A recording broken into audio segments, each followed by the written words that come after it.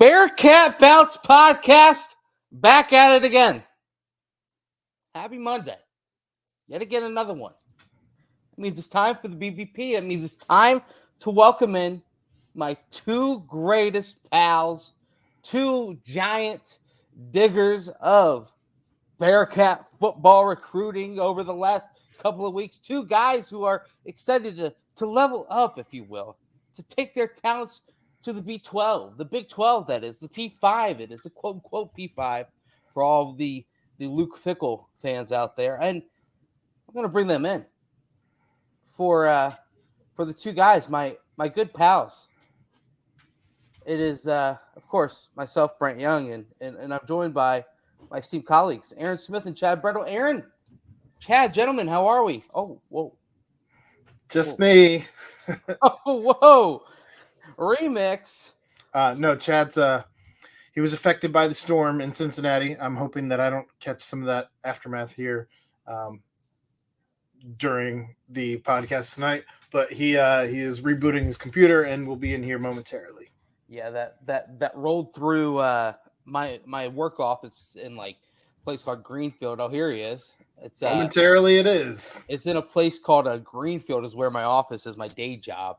And man, it was hit hard. There were funnel clouds. It was a disastrous storm, if you will. So I'm sure now it's rolling through good old Cincinnati and should be heading into Athens anytime soon, Aaron. And I mean, we lost Chad, so I can't give him a how are we yet. And we're waiting on a fourth guy as well. We do have a guest. First time that he's really been on the show, I believe, is what we need to say, I guess. First time since it's the official notice of the B12, the Big 12, if you will, as Chad gets things figured out over there. Can't hit him with a how are we yet. But Aaron, you've been boots on the ground. Well, first off, we do need to say a big welcome and a big thank you to Danco Transmissions. DancoTransmission.com. Head over to Danco. Mention the BVP. Mention a little bit of a Aaron Smith, a little bit of a Chad Brendel. Do we have Chad Brendel with us live now? Yeah, I'm here. It's been a night already. Chad, how are we, my man? I drove home through a massive, severe thunderstorm. Those are always fun. That was great. I really enjoyed that. And then I got home and fixed dinner for my wonderful family. And I guess the power blinked here for a minute, which meant that my computer had powered itself off, and I was unaware of that. So then after I finished my wonderful dinner from Findlay Market, I had to restart my computer completely and wait to log in. Brady will be joining us soon. They lost power at their house. He experienced the same thing, huh? So he's dealing. Well, they lost power. Our power blinked. Yeah, a little flick. His power is in the same situation mine was in last Wednesday. Yeah. So it was nasty. It was nasty coming up. Yeah, I'll tell you that. Did you guys get that crazy sounding thunder too? That like boom, like wild thunder. Some of the craziest thunder I've ever heard. It wasn't good. It wasn't good. No, nothing. Little thunderstorms. What do they say? April showers bring May flowers. Well, yeah, it's June. A little behind on that. A little bit behind on that. It's June. But yeah, we are alive and well. So, Chad, I got the how are we? We will be joined by Brady here soon. Big 12 Brady is what we'll call him when he enters the chat. But guys, you've been boots in the ground over there in the state of Ohio, Aaron, and Cincinnati, Chad. Since the recent news of obviously the Big 12 move was going to happen, but a definitive date now. Chad, you were at the press conference with John Cunningham today. Didn't seem as if there were too much new news coming from that press conference, but what were some of the main takeaways that you came away with as we wait for Brady after John Cunningham met with the media kind of on this topic? It was basically mostly what we expected. He's very good at not giving away too much information. But he still answers every question, though. Yeah, he just is very he's a compliance guy. Like he knows how to answer questions without saying a whole lot of meat. Right. We did learn, kind of some of the stuff we had gotten kind of wind of last week, that there would be a 2-year grace period where they wouldn't get the full share. He said it would be more than double or around double what Cincinnati was making from the American for the first 2 years. I think that is significant. Like Rutgers got like 8 years of like ramping up until they got a full share. I think this year was maybe the first year or something. The first year that they did, yeah. And it feels like Rutgers has been in the Big Ten for almost a decade now. Tony Pike played against Rutgers the last time they weren't, So, it feels like Cincinnati's in very good position here. They're going to see a boost in revenue immediately. And then 2025, when the new TV deal hits, they'll be at full strength. So that's the cliff notes. We'll get into the other stuff after. Maybe. Oh my gosh. Loading. Man, that storm. Man. It's like Stranger Things, They got a little bit of Brady stuck in the upside down, if you will, for you recent buffs out there, the pop culturist, if you will. But we'll touch on that more. Obviously, the talks of the expansion or just mention of it. Obviously, I think that was quickly extinguished, and for good reason. As far as Nippert Stadium goes, I think the intimate fill that puppy up. Obviously, which leads to the other big news of the day. Nippert Stadium completely sold out for the 2022 season. So that's first time ever, I believe, is what they were saying. So yet again, that's the first time they've sold out the entire allotment of. It's the first time they've sold out the entire allotment of season tickets prior to the season.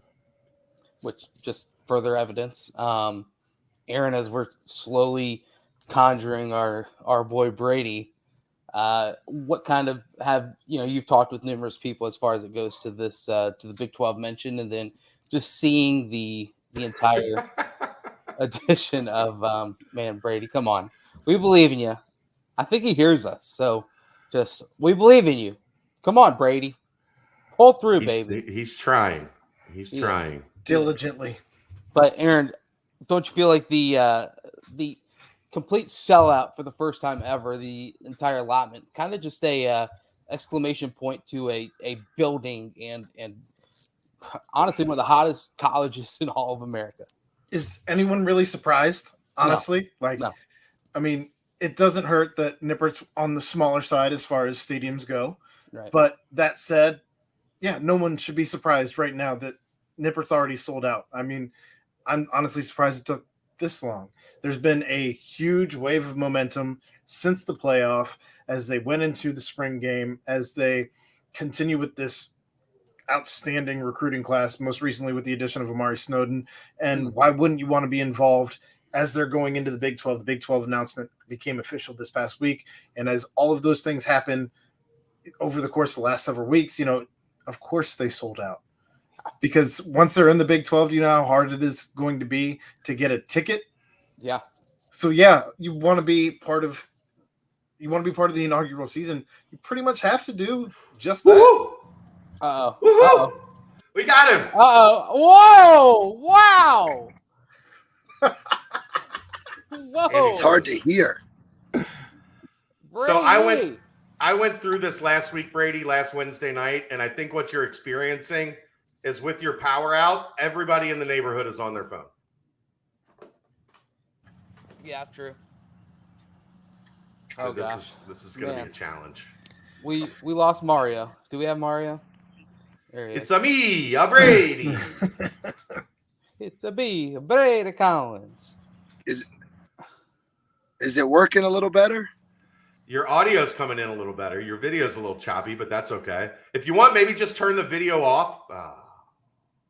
Uh-oh. I'm gonna try and give him tips and pointers. I don't actually, Chad, why don't you give him an actual phone call and let him know if he's either on Wi-Fi or. Well, he can't be on Wi-Fi. His power is out. Well, I was going to say get off the Wi-Fi if you were. I don't know. I mean, man. But how about that teaser we just got? I don't even know what to make of any of that facial hair. For a second, I was like, are we sure this is Brady? God. There is no denying that. That was impressive. But yeah, hopefully this power situation works on. But someone who has all the power right now is the Cincinnati Bearcats. I mean, imagine going on that recruiting trip. God. Imagine going on that recruiting trip this past weekend with that Big 12 news in hand, with the I'm sure the staff kind of had some inklings that fit that part of me. Nippert was going to be completely. Oh, wow. We got it. There we go. There we go. Wow. Brady. Fifth time's the charm. Crystal clear. Crystal clear. Dude, I'm sitting on my porch. I mean, that storm came through. Obviously, power's been out for the past 2 hours.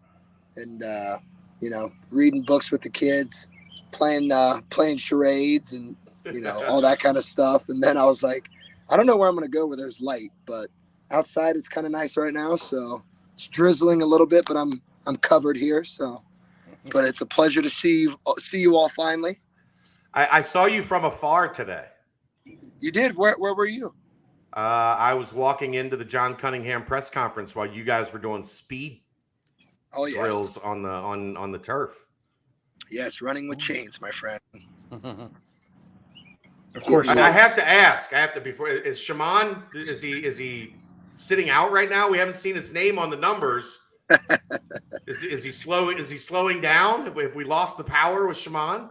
No, it's just it's kind of like Coach Vic. He keeps giving me crap too. He's like, we're an O-line D-line driven program, and we're putting all these fast speeds up here. He's like, where's the O-line D-line speeds? I'm like, well, they're good. They're just not 22s, 21 miles an hour. So we'll have a fun little graphic for those guys on Friday on power output and stuff like that. But no, Shaman's doing great. It's just Miles Montgomery, other big scale guys are stepping up, and Chuck's flying around. Rhino, even young Dingle was running up there with them. And, again, some days you're going to be in the top, some days you're not. And you know what? That's all right.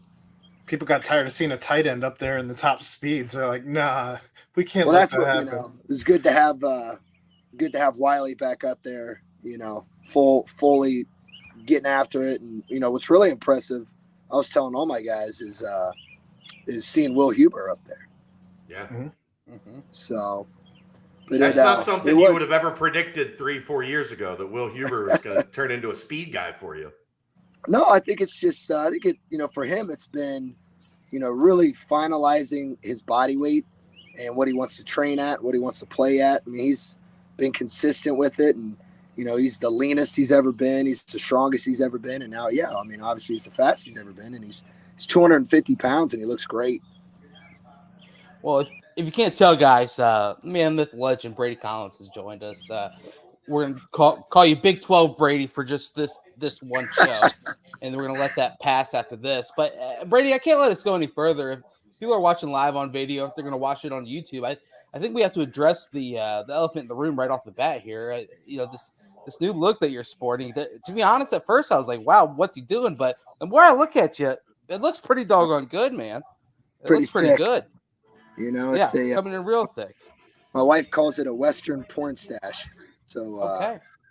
But no, I mean, it just, right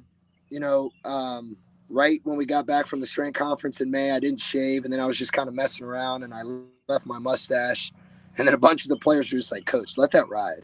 And I'm like, all right, I'll let it ride. So it's been riding now, and we'll let it keep riding for a little bit. But I mean, it's getting long, but hey, whatever makes the boys happy, I'm good with.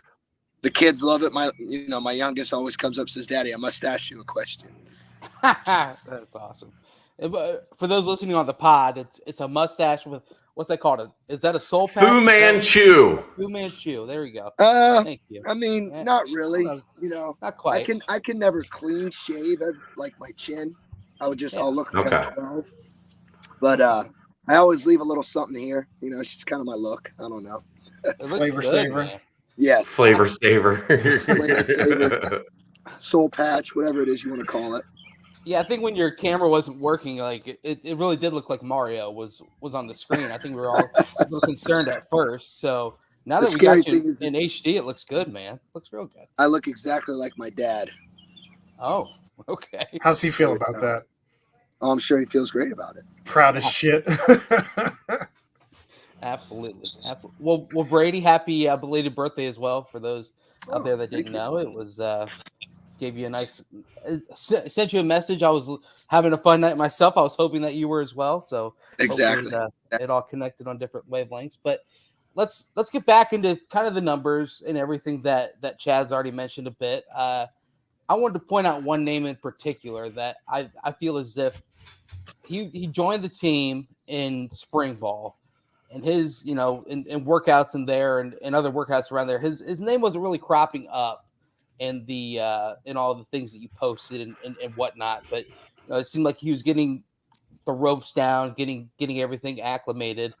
And that's Nick Mardner. Nick Mardner really seems like he's kind of really joined those top speeds. He's been a dude of the week before. Is it more of a comfortability thing with him, or has he really taken this development and taken the next step as far as he goes? Yeah, no, I think it's everything. I think it's one, just a huge testament to him and the work that he's putting in. Getting acclimated to the way we practice, the way we train, the way we do everything. And no disrespect, but he's never trained the way we do in his life. And he got to us. He was 190 pounds, and shoulder. Had some prior issues with his shoulder and had a little bit with his groin, and we worked through him, get him going. And then all of a sudden he's put on 20 pounds. He's 210. He's still pushing to, be 215, 220. And again, not rocket science, but when you're stronger, you're faster. And he looks really good. He's doing a great job, trains hard. And again, just really beginning to scratch the surface of, what I think he's ultimately going to do here. And here we go. As Chad brings up the top chain speeds. I brought that up. Okay, Aaron. That's Aaron. You guys, it's all Aaron. Producer extraordinaire, as Chad says. So can you peel the curtain back at all for us and kind of explain what the top chain speeds means, or is that something we need to keep under wraps? No, I mean, it's just, it's one of the things we do. The guys will run with chains, weight resisted, acceleration runs. And, if I'm a skill and a big skill guy, I'm going to run with one chain behind me, which, weighs about 15 pounds.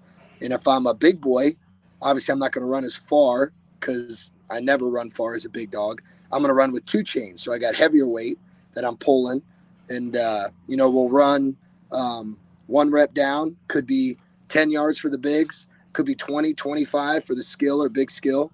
And then they get a little rest. They run back with the chain.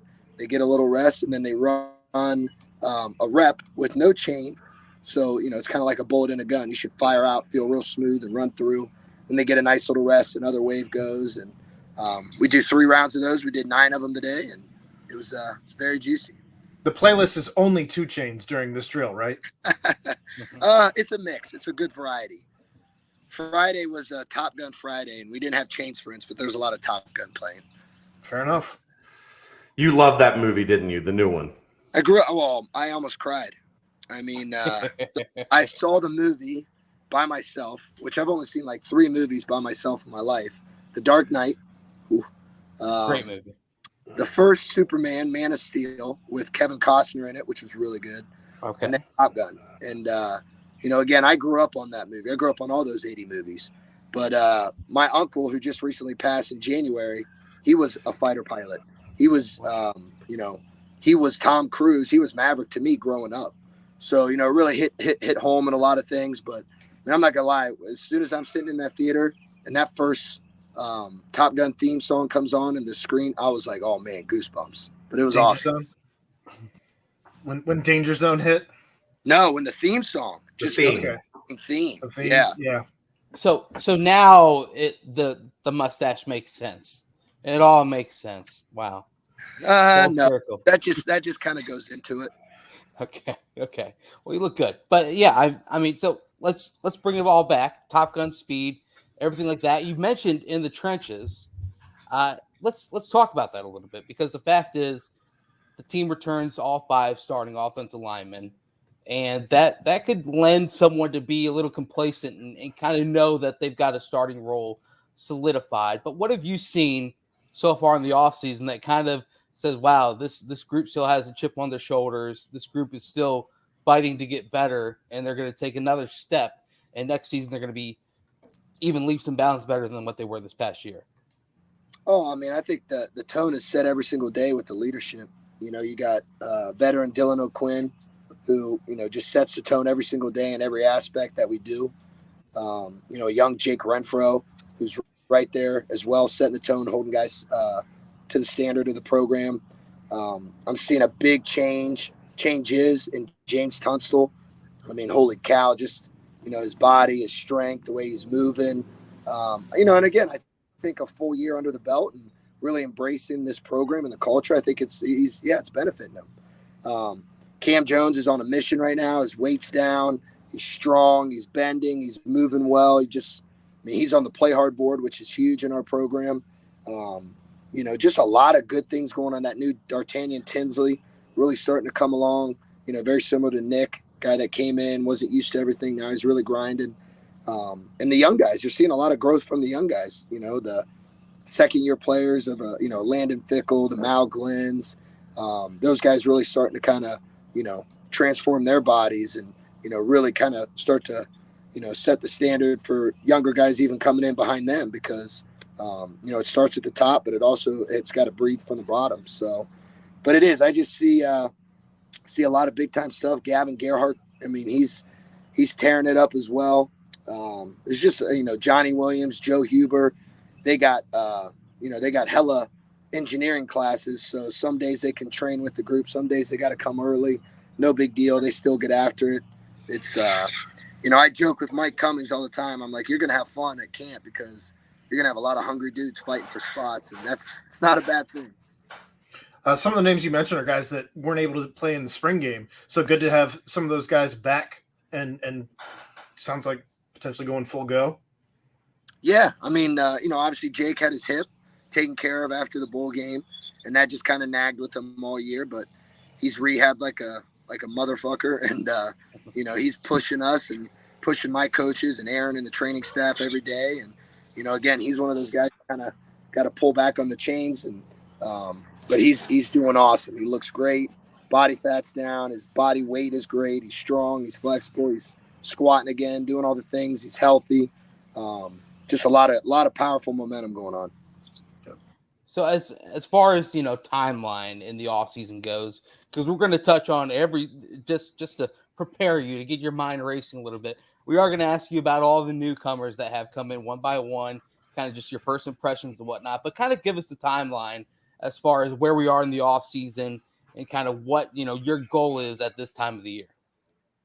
Yeah, I mean, you know, right now it's today was the freshman's like real first run and then a lift, because all last week they were in every day.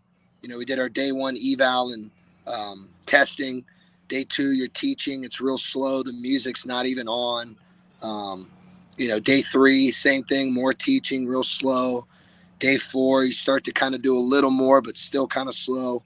That Friday was kind of like their first taste of a real lower body lift, but not full tilt. And then, you know, a bunch of them came in Saturday for a little extra stretch foam roll because they needed it, you know. But today was their first real day, and I thought they did really good. I think as a group, you know, they're doing the biggest things that really matter. And they listen. They listen with their eyes and their ears. And, you know, they're not talking much and very coachable and just, you know, again, they're excited to be here. They know the expectations and been really, really impressed with them so far. Now, the first newest Bearcat that I wanted to touch on is the highest defensive commit ever in the school's history, and that's Mario Eugenio. And I know we were all excited about his size and when he did commit, but what's he been like to work with starting out of the gate?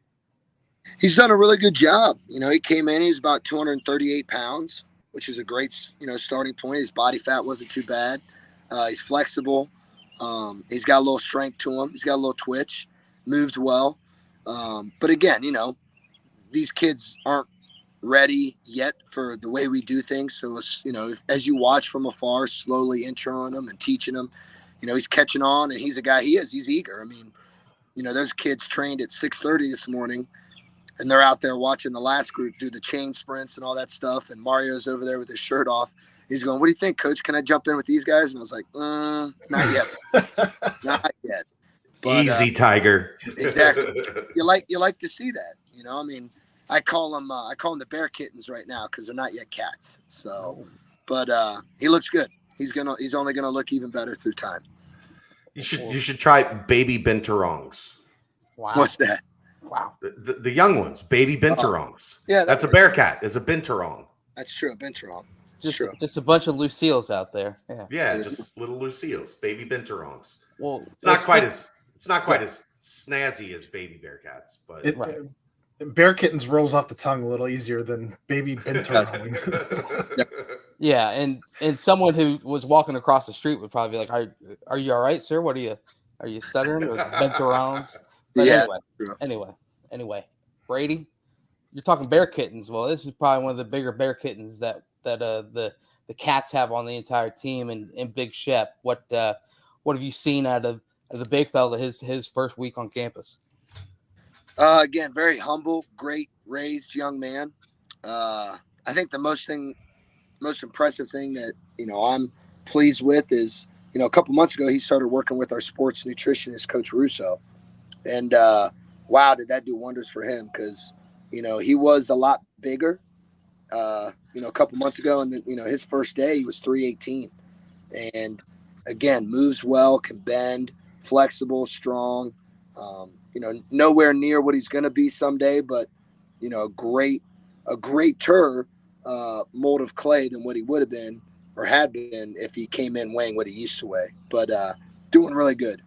Future is very bright. Oliver Bridges is a kid that I got a chance to talk to quite a bit through his recruitment process. Maybe the deepest voice of any Bearcat. I don't know if you feel that way or not, but he's definitely got to be up there in top 3, top 5. I know his dad was a track star. I don't know if you knew that or not. Yeah. I'm assuming you did. But what's he been like thus far? If Oliver has the deepest voice, then Rio has the highest voice.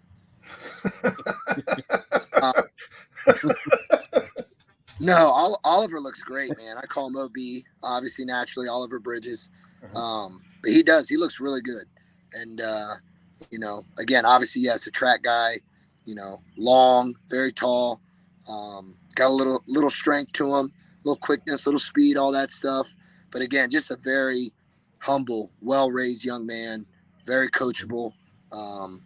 He's going to look a totally different here soon, but he does. He looks really good for a true freshman. And then next, Chad, did you have something? Okay. No, cool. Go ahead. You guys are driving the car. I'm just in the passenger seat. Watch it. When that camera comes on, I said, "Oh, Daddy's ready." Look, there's a lot that's been going on here in the Brendel household. We had power flash too. Like I didn't get home until right before the show started. Like I'm handling a lot of different things. I'm enjoying letting you guys take the wheel. You might be with. Go ahead. It's not the plane, it's the pilot. Woo-hoo! How motivating is that lyric? I mean, that quote's unbelievable. Oh, baby. That's why you got to have good co-pilots. It's true. Good wingman. Here I am. Wingman. You guys might be solo next week. I don't know. Oh, uh-oh. I don't know. Who knows? I'm going to be in LA. Like it's going to maybe we're talking about going to San Diego to catch a Padres game. San Diego. Well, that will start till 10 o'clock Eastern time. We'll just start at 7. We'll get it wrapped up. I believe 2 hours from Go ahead. Yeah, I believe the Germans refer to it as a whale's vagina. Yes, that is lost true. in translation over many years. That is true. What a beautiful movie. But just a quick sidebar about driving home in this crazy storm. Some of the craziest storms I've had is that little that on 74, that Indy to Cincy route. Sometimes after a basketball game, I'll be driving home at like 11 p.m. and it's like I'm driving in like Star Wars with like the stars coming at you with the amount of snowfall, and I'm just powering through, and it's just a little scary some days. But like Brady said, it's not the plane, it's the pilot. So just trust your eyes and roll with it. Speaking of trusting your eyes, the next guy that we're going to be touching on, he's going to be trusting his eyes and his arm quite a lot in his career with the Bearcats. That is one Luther Richardson, one of the most talked about recruits from this class. How has he been able to mold himself in? Are you sliding him in and telling him, hey, you got to be a leader of the class and whatnot, or has he assumed that role? What all has Richardson bring so far this year? Uh-oh. Brady? We're picking up heavy birds. Has he been compromised? I think Brady might have been compromised. Oh no. The enemy came in and got him. He mentioned the Anchorman quote, and maybe that rubs some pot the wrong way. So, well, he's. Oh, hey, there he is. We thought maybe the enemy came and got you. No, never. I'm sorry, I missed. All I heard was bing bang, walla walla, bing bang. I can't stop that song. That's what I was saying, Brady. Pretty much was yes. Walla walla. So go ahead and decipher that and give me your best response. I'm joking, but no, I said the guy who's going to be trusting his eyes and trusting his arm a lot in his career with the Bearcats, Luther Richardson. What do you have to say about Luther and how he's kind of just shown in the first couple of weeks? I mean, very, very obviously well put together, raised the right way. I mean, great family. Father was a former NFL strength coach, so no doubt everything this kid does, his rep integrity and his knowledge and experience in the weight room is far greater than anybody that's ever come in to the program. Every bit of 225 pounds, thick, lean, but just looks really good. And again, one of the cool, unique things about him, and I told him this one day, was he has some of those intangibles that I've only seen as a young, first week freshman quarterback, especially in two people in my lifetime. And that was Dak Prescott and Des Ridder. So I said, if we can harness that and keep, enhancing and being true to who you are, and said, we're going to have something really special. So he looks really good, and he's really excited to be here and get going. Love to hear that.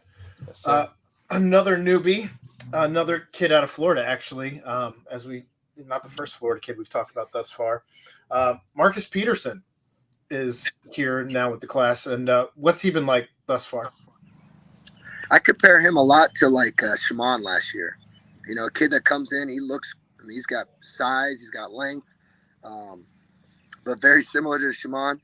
Never seen a weight room, never smelled a weight room, doesn't know what this is, doesn't know what that is. But just like Shimon, has been a sponge and is just absorbing all the coaching and the technique and, just doing an unbelievable job. And I think it's going to be scary to see how his body translates, because he is tall, he's long, and he can move really well. He's springy, he's twitchy. So I think it's going to be a fun evolution here for Marcus Peterson.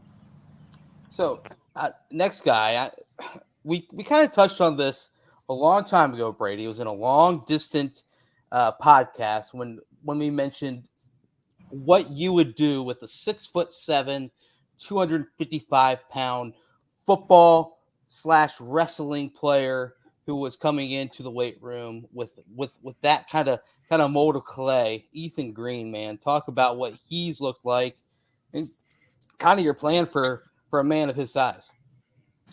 Yeah, he is. He is very tall. He's very long. Big hands, big arms, all that stuff. And again, another guy that can bend. Thank you, coaches, for recruiting guys that are athletic and can bend. Makes our jobs a little easier. But obviously, you got those, in the past, and still that you got to work with, and that's our jobs as coaches. But right. I really like Ethan. I think he's kind of different. He's kind of weird, and I love weird. Weird loves weird, Aaron knows how weird Ethan is. Yeah, and I mess with him, and at first I don't think he realized like who I am and how I mess with guys. Right. And I actually even told the whole group one day, I'm like, look, guys, I'm gonna mess with you all the time. Like that's how we're gonna have fun. Like you better mess back with me. Like it's what it is.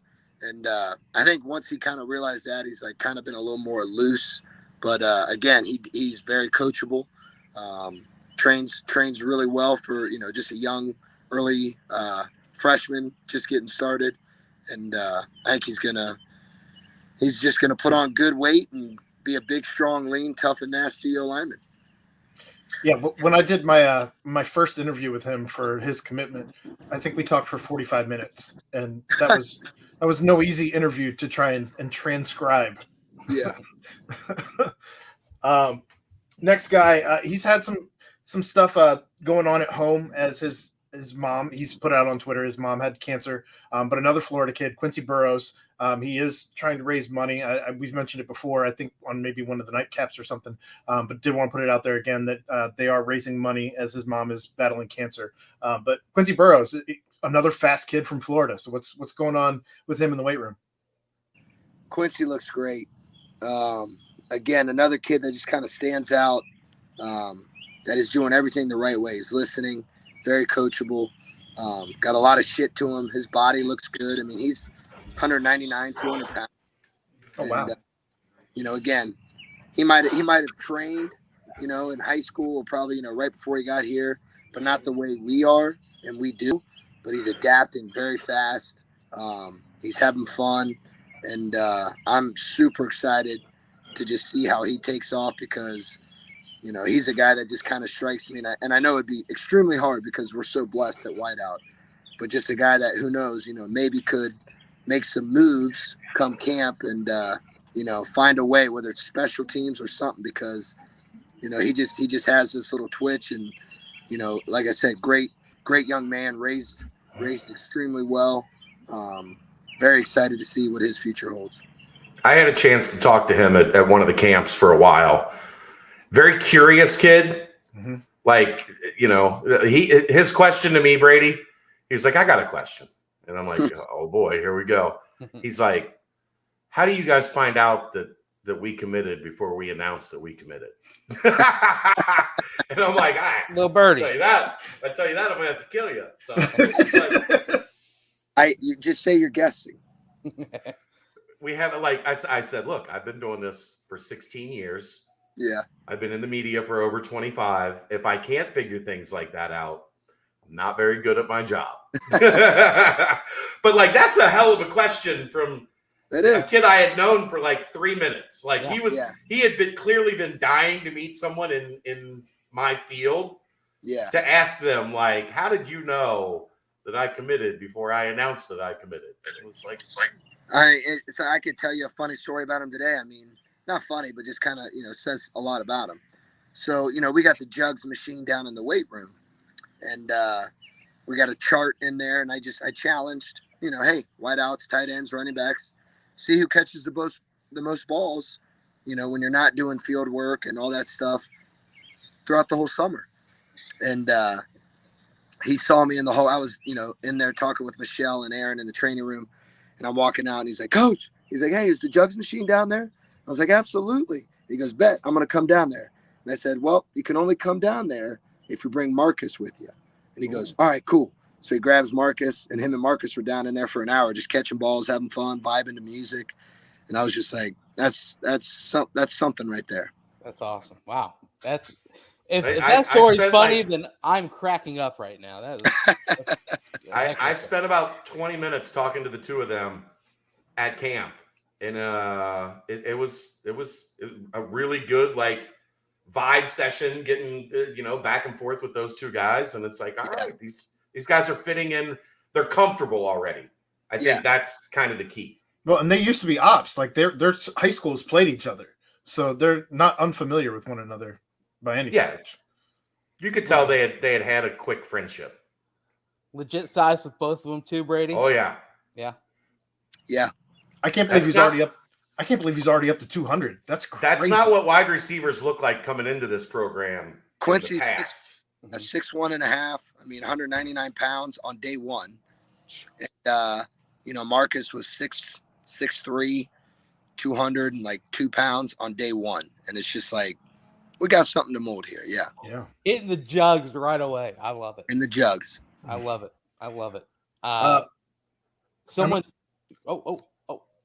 You want me to go? You go. No. Let Aaron get his in. Ahead, We might lose. The storm is now in Athens. Well, so. no, it's Brent's turn. I was jumping out of line. Oh no. Well, okay. Well, I just want to say, Sincere Lewis is a guy I got eyes on at spring practice. Good body, good build. Looked like a quality player that's going to make some big waves. Another defensive back, kind of in the lines of him, is Patrick Body, who was part of the other wave of freshmen to come in that weren't early enrollees. But is Pat Body kind of along the same lines of this guy that's looking already primed and ready to make an impact at the next level? I'm going to answer that in two parts. You ready? Okay. First Ready. one, because you said Sincere, and I don't know what it is. Sincere's a kid that just always stands out to me. Again, this is his class, same group of guys we're talking about. He just was an early enrollee. Right. And, came in 190 pounds. And, I always mess with him. I just look over and I know he's like, he'll weigh 211 one day, 213. And for like the past, 2 weeks, I'm like, you 215 yet? You 215 yet? And like, I'll look over at him during his lift and he'll kind of do whatever. And, so, today he comes up and he's like, he's flexing. He goes, Coach, I'm 215. And I was like, dude, that's all. I mean, I'm telling you, this kid looks unbelievable. He's put on 25. Like a junior. Yes. He's put on 25 pounds of pure muscle. He's a great kid, from up there in Kalamazoo, and just he attacks everything. He's awesome. And so just so proud of him. I love how he brought up his name, because I'm very proud of him. But Peabody, I don't think has done much since, whenever graduation or whatnot and all that stuff, because he got here a couple days later than the other guys, which no big deal. Graduations are different here and there. Right. So he did his testing. You could tell that day kind of got to him. And it's not that hard. It's just, your anxiety, you're on campus for the first time, you're with everybody. Right. Second day, learning and stuff, did a good job. His first Friday of, kind of doing a somewhat of a real workout, but not full throttle. He did okay. Again, he's a very very long, skinny, 160 some pounds guy, wow. But can move, has some twitch to him, has some speed. And again, they can't all come in ready to rock and roll or, take off right away and physically and neuromuscularly adapt. It takes longer for some, takes shorter for some. The writing's still on the wall for him, but, I would just say a little bit. He's just a little behind, I think, because maybe he didn't have much exposure before he got here, but he's doing a good job. So John Thompson was a guy who had some injuries his senior year of high school. And he came back towards the end of the season. But what's it been like with him now under your wing, if you will? I wonder if he'll get the nickname Pony Boy Jr. Okay. I think he might. He's from the same high school, Same high school. PB2. PB2. Yeah. No, he looks good as well. Again, a guy that can move fairly well. Like, screw the times on their first day initial testing. Like, they're stressed, they're anxious, they're excited. Maybe their starts like, who cares? Like, we're just getting a baseline number. But did really well. Has good functional strength to him, can bend. Again, another kid, very coachable, listening, doing things the right way. It's going to be very interesting to see how his body keeps growing, and but been very impressed with him as well. The whole built in the trenches ordeal. We had a offensive lineman show up as an early enrollee. In Luke Dalton, we've already touched on Ethan Green, but we got to roll it up with now Jonathan Harder. How has he come in, and how does he look? If you watch his tape, he's a guy that seems like he's going to go after it. He was kind of, mean and nasty, as you guys say. So is he kind of fitting that mold so far early? I'm going to say Jonathan Harder will probably hold a special place in my heart for his entire career here, because he's from my hometown. Oh, Again, he played at Olentangy Berlin, which is, new. I played at Olentangy. Okay. But he's OG. friends. He's OG, friends. just saying. DOT, the original. No big deal. But he's friends with my neighbors that I grew up my whole life with, their youngest son. And my neighbors own, no disrespect to anybody here. We've talked about it before. Pizza place. The greatest pizza place in the history of mankind. Yeah. Right. And so, he gets here, and on his first day, my neighbor texts me, and he's like, Andrew's buddy's there, and, take care of him, all that stuff. And I send him a picture of me and him. And, we talk about Cheshire Market all the time, all that stuff. But he's thick, but he's not sloppy thick. He looks good. And he's got some shit to him. We gave him a little taste of the rope fight on Friday. Okay. And he won. And when he won, he showed some enthusiasm and juice and got up, and he was crazy. That was the same day that he also, might have been straining so extremely well that he might have sharded. Who knows? And he's a very, very good looking kid. Again, I could, say the same thing for all these kids. Very blessed that these families entrusted us to take these young men and mold them, but raised the right way, very coachable. And, again, 1 week in, doing an unbelievable job. Now, the classes aren't made up just of incoming freshmen. You also have some guys that transferred in.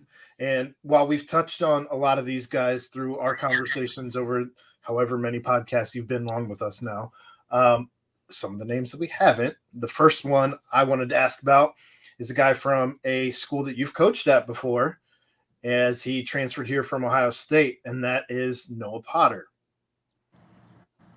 Yeah, no, Noah is doing a really great job. I think Noah, his personality, his vibes, the way he likes to train, the way he likes to get after it, it's the way we are.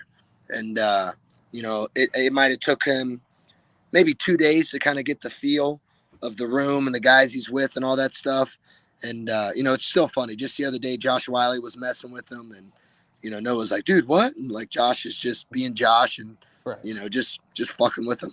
But he's doing an unbelievable job. He's battled injuries in the past, low back, and he was straining so hard one day on an exercise, he popped his retina and all that kind of stuff. But he's been awesome. He communicates very well. Asks what else he can do, and ask how's this and how's that. And he's awesome. He's electric. I mean, again, you don't have very many 6'5.5", 270-pound guys come in. And, I would say even in his short amount of time, he's put on good lean mass. He's definitely a hell of a lot stronger and healthier in a lot of his prior weak areas. And that's only a testament to him for putting in the work and taking care of his body, and, a testament to our guys in the locker room for, getting him accustomed to our culture and brotherhood. Now, that should come as no surprise to you, as you're very familiar with the strength and conditioning program at Ohio State, right? For me, that what? That it was no surprise that he comes in and just busts his ass for you. Oh, no. Yeah. I mean, again, Coach Mick's one of my main OG mentors. And, right. So I think what's really cool for him is, and even when he was, coming and talking and, visiting and thinking about coming here, for him to kind of realize that, like, okay, yeah, like there's some things that maybe you've done before or that are very similar, but nothing is going to be the same, and nothing is going to be like, oh yeah, we did that there. Like, no, man, it's totally different. But it was a good, common ground for him and I to connect and talk about coaches up there and this and that. And, but again, he's doing a great job. Great job. So, Brady, I know you kind of have your own way of doing things as far as, the strength and conditioning side of things. But when players transfer out, if you will, and they go somewhere that you might have a connection with the strength coach there, do you get coaches reaching out to you and saying, like, hey, tell me about this player and kind of his tendencies in the weight room, or what I need to push here or there? Or is it kind of just once they move on, it's they're in that program and kind of take a hold of exactly what they want to do in that new program? No. So I'm gonna spin that for you in a different kind of unique way, right? So Yeah. Again, I would say we're probably one of the very few programs in the country that, guys aren't bouncing out of here. Right. And Exactly. that's, speaks volumes to everything that coach has built here and the guys within that locker room.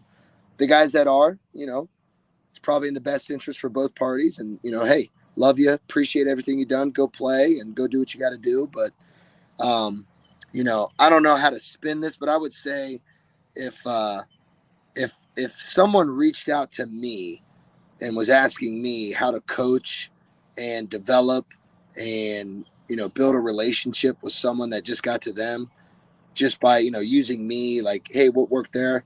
I mean, yeah, I would help in a way, but also, that's the art of coaching. I think that's what makes you a great coach. It's not what you do in the weight room, or what you do on the field or how you do this and that. Like, so I've never personally been in that position where someone's reached out to me and asked me those things. I think maybe one time a couple years ago.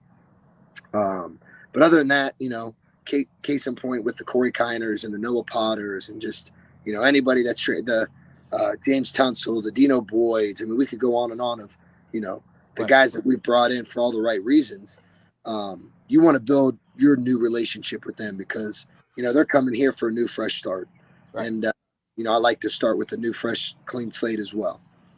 Touch on Kiner a little bit more. I know we've mentioned him a little bit, but let's hear your breakdown of what Corey brings in the weight room, what you've seen out on the field, competition wise, the whole iron sharpens iron in that running back room. Corey's a great looking kid. Again, was blessed to get to know him throughout the recruiting process and all that kind of stuff. And, when he ultimately decided a couple years ago to go to LSU, all good, wished him luck, all that stuff. But very blessed, very happy that he's back home here in Cincinnati. And he looks good, man. Came in, body weight was about like 210 or whatever. Now he's, 215, 217. He looks good. He's rocked up. He was dealing with some quad stuff at LSU. And again, not talking bad or disrespecting, but I don't think they were doing too much to really help him at the time. So, we've done an unbelievable job, my staff and the training staff of, rebuilding any, kind of just range of motion or old nicks and bruises that he might have had. And he's just a kid. He's very humble. He's very hungry. He's very coachable. And he's just getting better every single day. And I think it's going to be scary once training camp comes around because it's a hell of a lot of dudes in that running back room. There are. So this class in general, now that you finally have everybody here, they were before the current ongoing list as is being compiled. They were the highest ranked class ever in Cincinnati's history. So how are you feeling now that you have the entirety of the group here about the guys that you've brought in, just as a whole? The freshman class that just got here, and then the early enrollee guys. Yeah, just everybody as a class. No, feeling really good.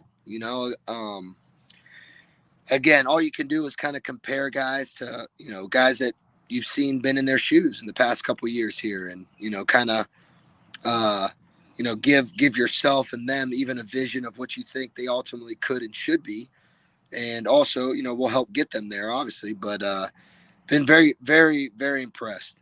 It's not easy. I tell our kids every single day, and it's written on our board in the weight room, which you guys will see on July 1st for Squat Fest 2K22. It takes a special, tough, disciplined mother, what, to be a Bearcat. Mm-hmm. And, I love saying that every single day because I don't take it for granted. I don't. I love coaching this team. I love my staff. I love these kids. And it is, man, it's, I'm just telling you, take all my bias aside. You ask any of these new transfers, you ask any of these, just anybody that comes in. We had a Big Ten strength coach come and visit us today saying the same things. Like, it's different. And that's a testament, not to me. It's a testament to the kids in our locker room, the way they get after it, the way they generally love one another and just train hard as shit. And it's fun, man. It is. So very, very impressed and can't wait to see, where the future takes those guys. Brady, we've got a ton of questions in the mailbag for you. Aaron, if you want to start to get those lined up, but I got a question for you. I'm not going to mention any names. I'm not going to mention kind of what this sector of the football program quite is, but it's a sector. Did we lose you, Brady? No, I'm here. Okay. It's a sector of the program that's kind of been on fire in recent weeks, if you know what I mean. But without naming names or anything along those lines, there's been one constant message through all of it, and it's been two words. It's been culture and brotherhood.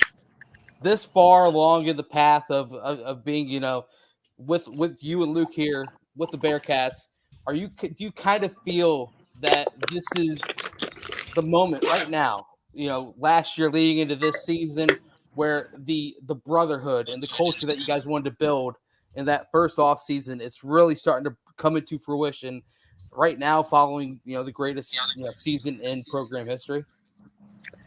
No, I think back in 2018, I think that was the start of it all. It was really the off season after our first year, and again, back then everything was, kids see better than they hear. Well, you start the year off going to the Rose Bowl and whooping UCLA's ass. Well, things are going to start rolling after that.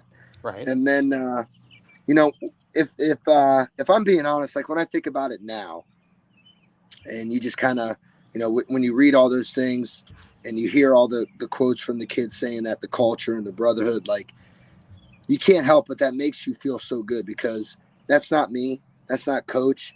It's our kids. Right. Like, it really is. Like, when the recruits come on campus and they're doing their visit, they're going to have a hell of a weekend. They got everything lined up, from going to Coach Fick's house to, having breakfast to, coming to the facility, meeting everybody, getting presentations, coming into the weight room. I'm giving them a presentation.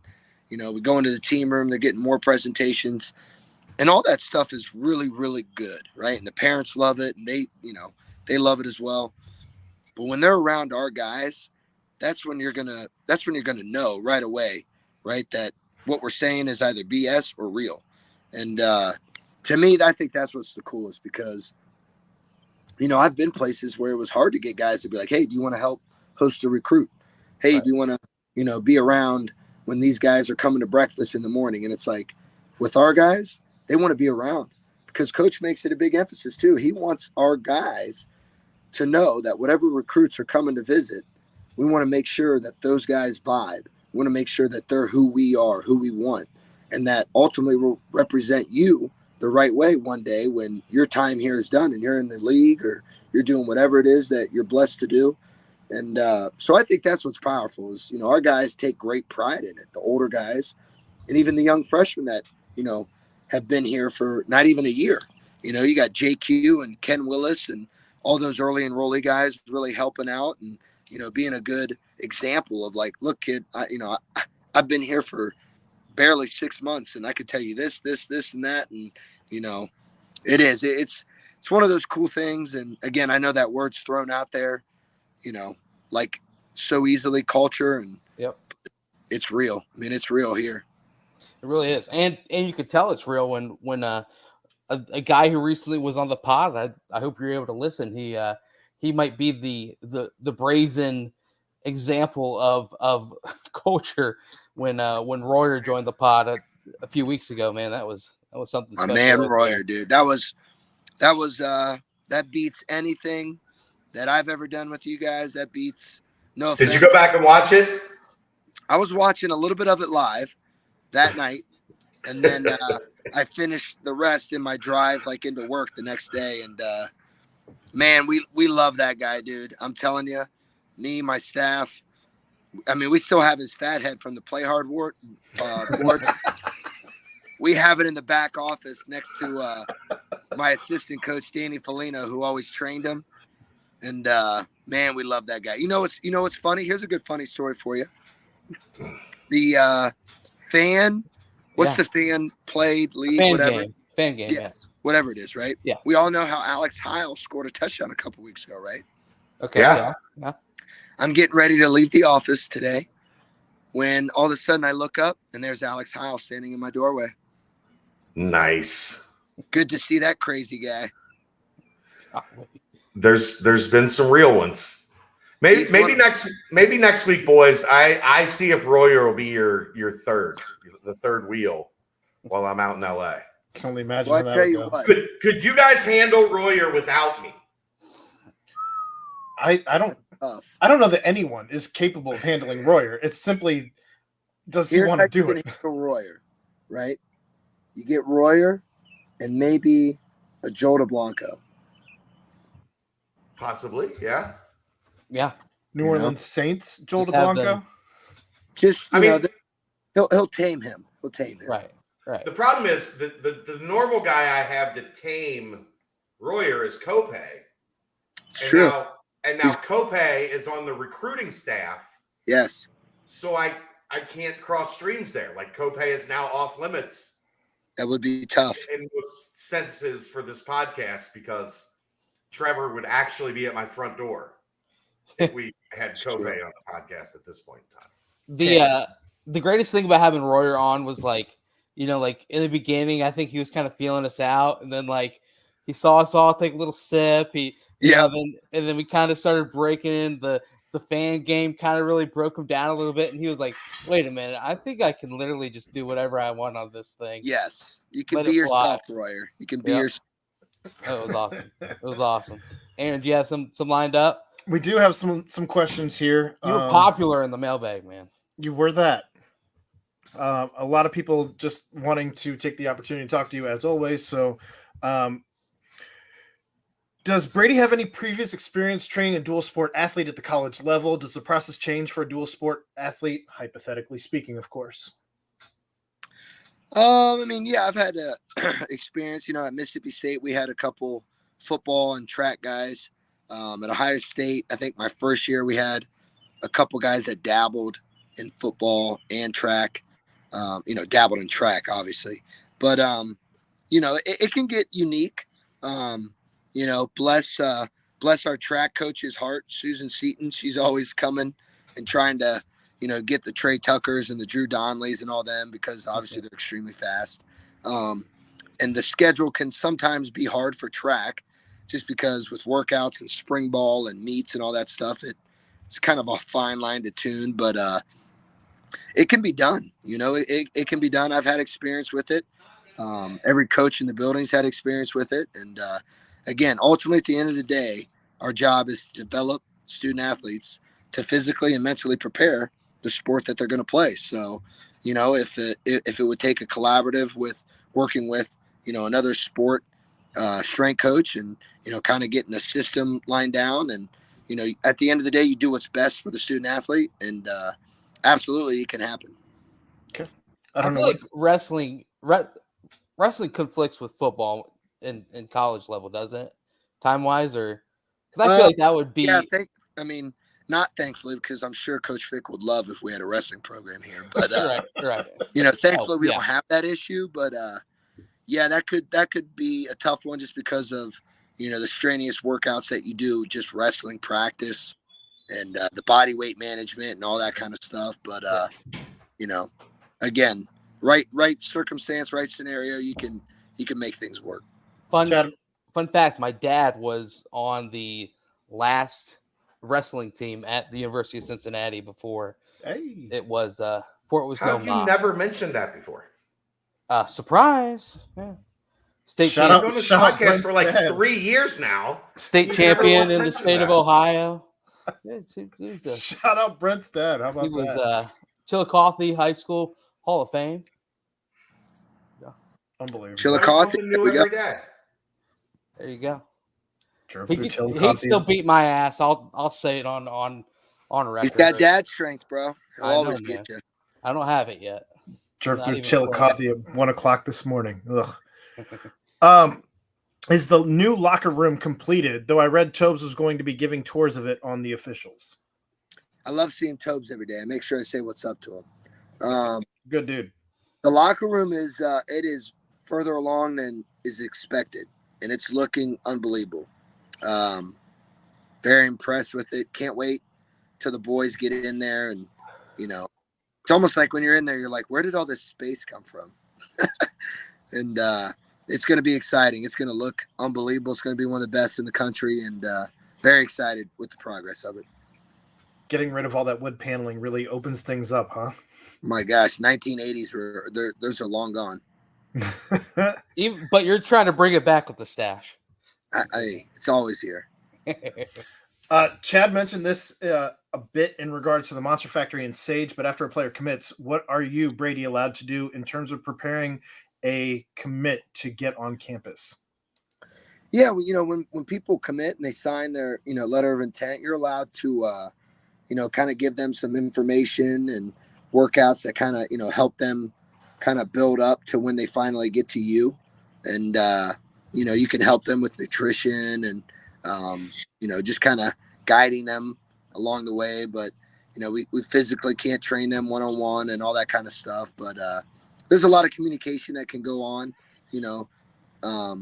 behind that's once they sign the letter of intent. When they commit, there's really not much you can do, right? Yeah, no. Once they sign the letter of intent, there's more you. It's all dependent on our biggest thing is in December now, I guess, with the early signing and all that stuff. Mm-hmm. But obviously it used to be like February. Once everybody has signed their intent, you can send them, an electronic, guideline of, hey, here's, March, here's April, here's May, kind of like a little build-up and an intro so that they can get prepared for when they get to you in June, so that they kind of have an idea of what to expect. Is there anything different for local kids? Kids that are within driving distance? I get this question asked all the time. I just want it officially answered. Like, you can't they can't come to the facility and work out with you, right? They can't work out. They can't work out in any groups. They can't be around any other student athletes, but there's some type of thing where they can use the facility. And obviously in the past we've had those, and again, it's just it's not a fine line thing. It's just one of those things. They're committed, they're local. They can use the facility, but they can't be coached. Be there. Yeah, we can't physically coach them. So again, it's very similar to kind of, you sign your intent. We kind of give you some groundwork to kind of build you up. But those local guys do have the benefit because, hey, if I can come to the facility at this time, I can. It's like, all right, yeah, if there's no other athletes in here, you can't. Well, they could go back in the BCJ podcast archives when it was the pandemic shutdown, and you were telling everyone all you need is a towel and put some bricks in your backpack and your hands. Oh yeah, man. Just give me a rope, an avocado, and an ice pick. I'll get these kids trained. Kind of building on that question, what's the biggest weight room adjustment from high school to college? Are all players put on a specific nutrition plan? What are you doing differently this offseason that you didn't do last year?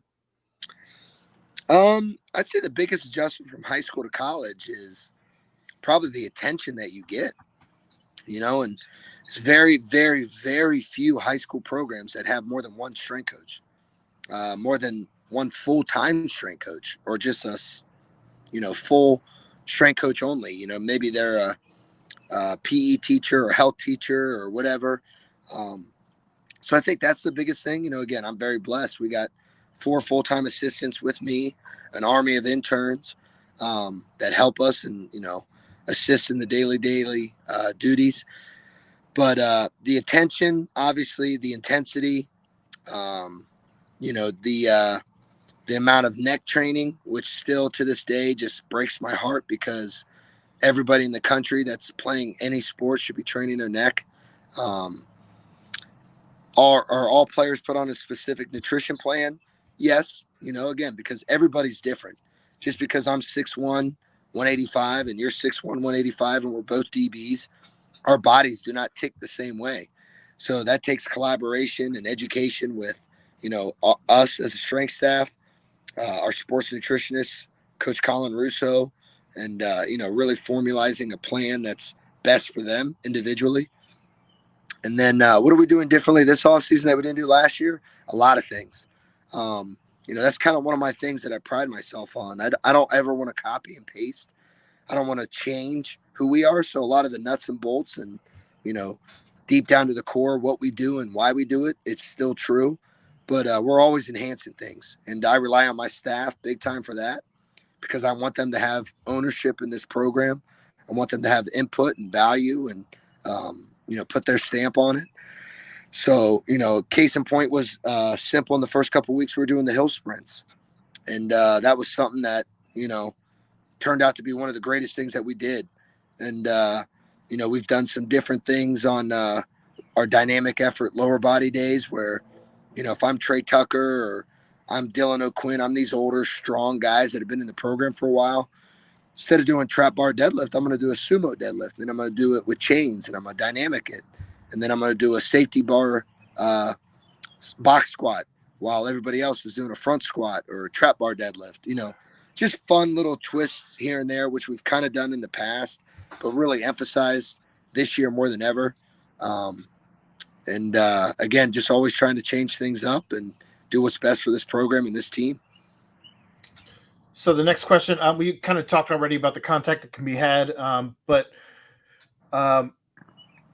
so where is in terms of where a recruit is at, speed, strength, body composition wise, and where you would like them to be once they show up, what are you allowed to contact them in regards to that?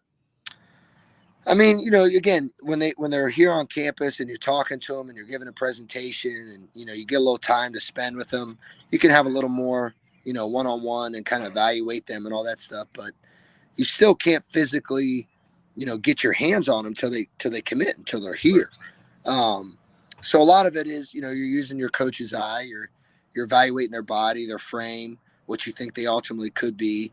And, what's so cool is, and I use it all the time in recruiting, you don't know what God has planned out for you. Again, Majé came in 6'3", 208, walked out the door 6'4" and a half, anywhere from 240 to 265. Des Ritter came in 6'1", 175, walked out 6'4", 215. Ahmad Gardner, 6'1" and a half, 155, walks out 6'3", 200. Our whole job is to maximize your genetic potential. So you kind of size them up. You have some good talks with them.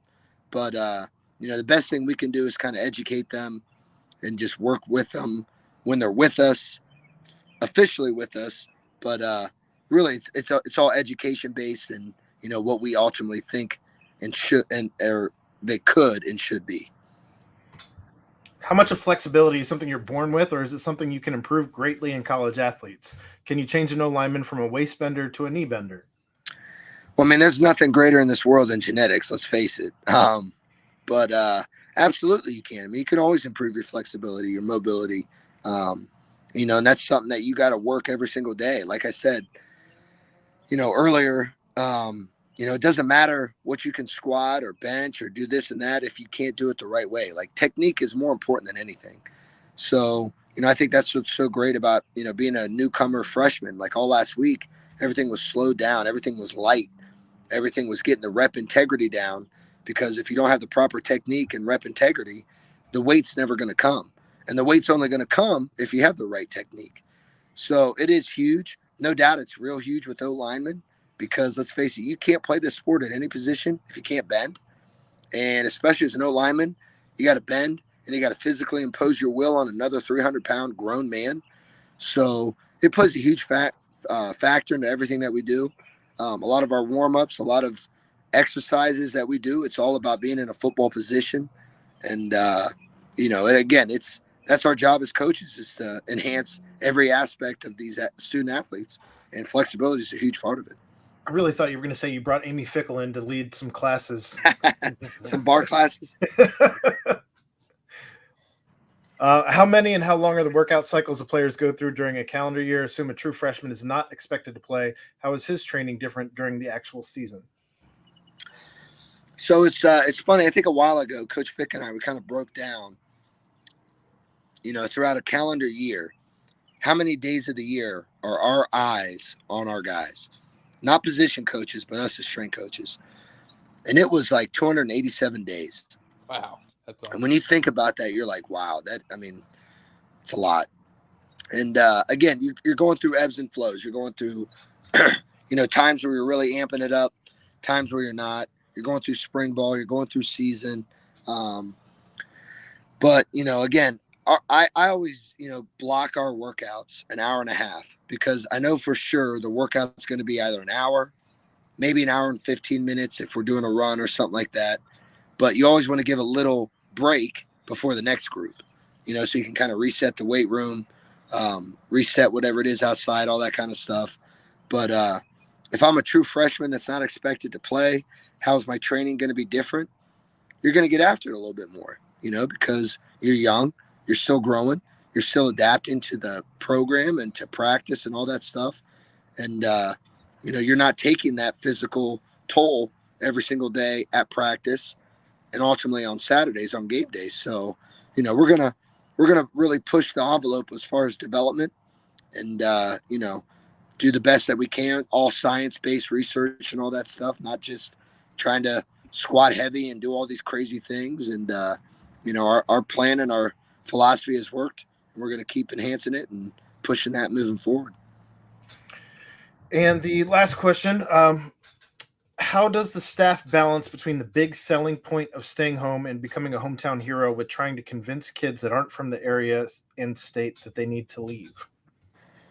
That's a great recruiting question. I don't know. I'm not a big recruiting guy.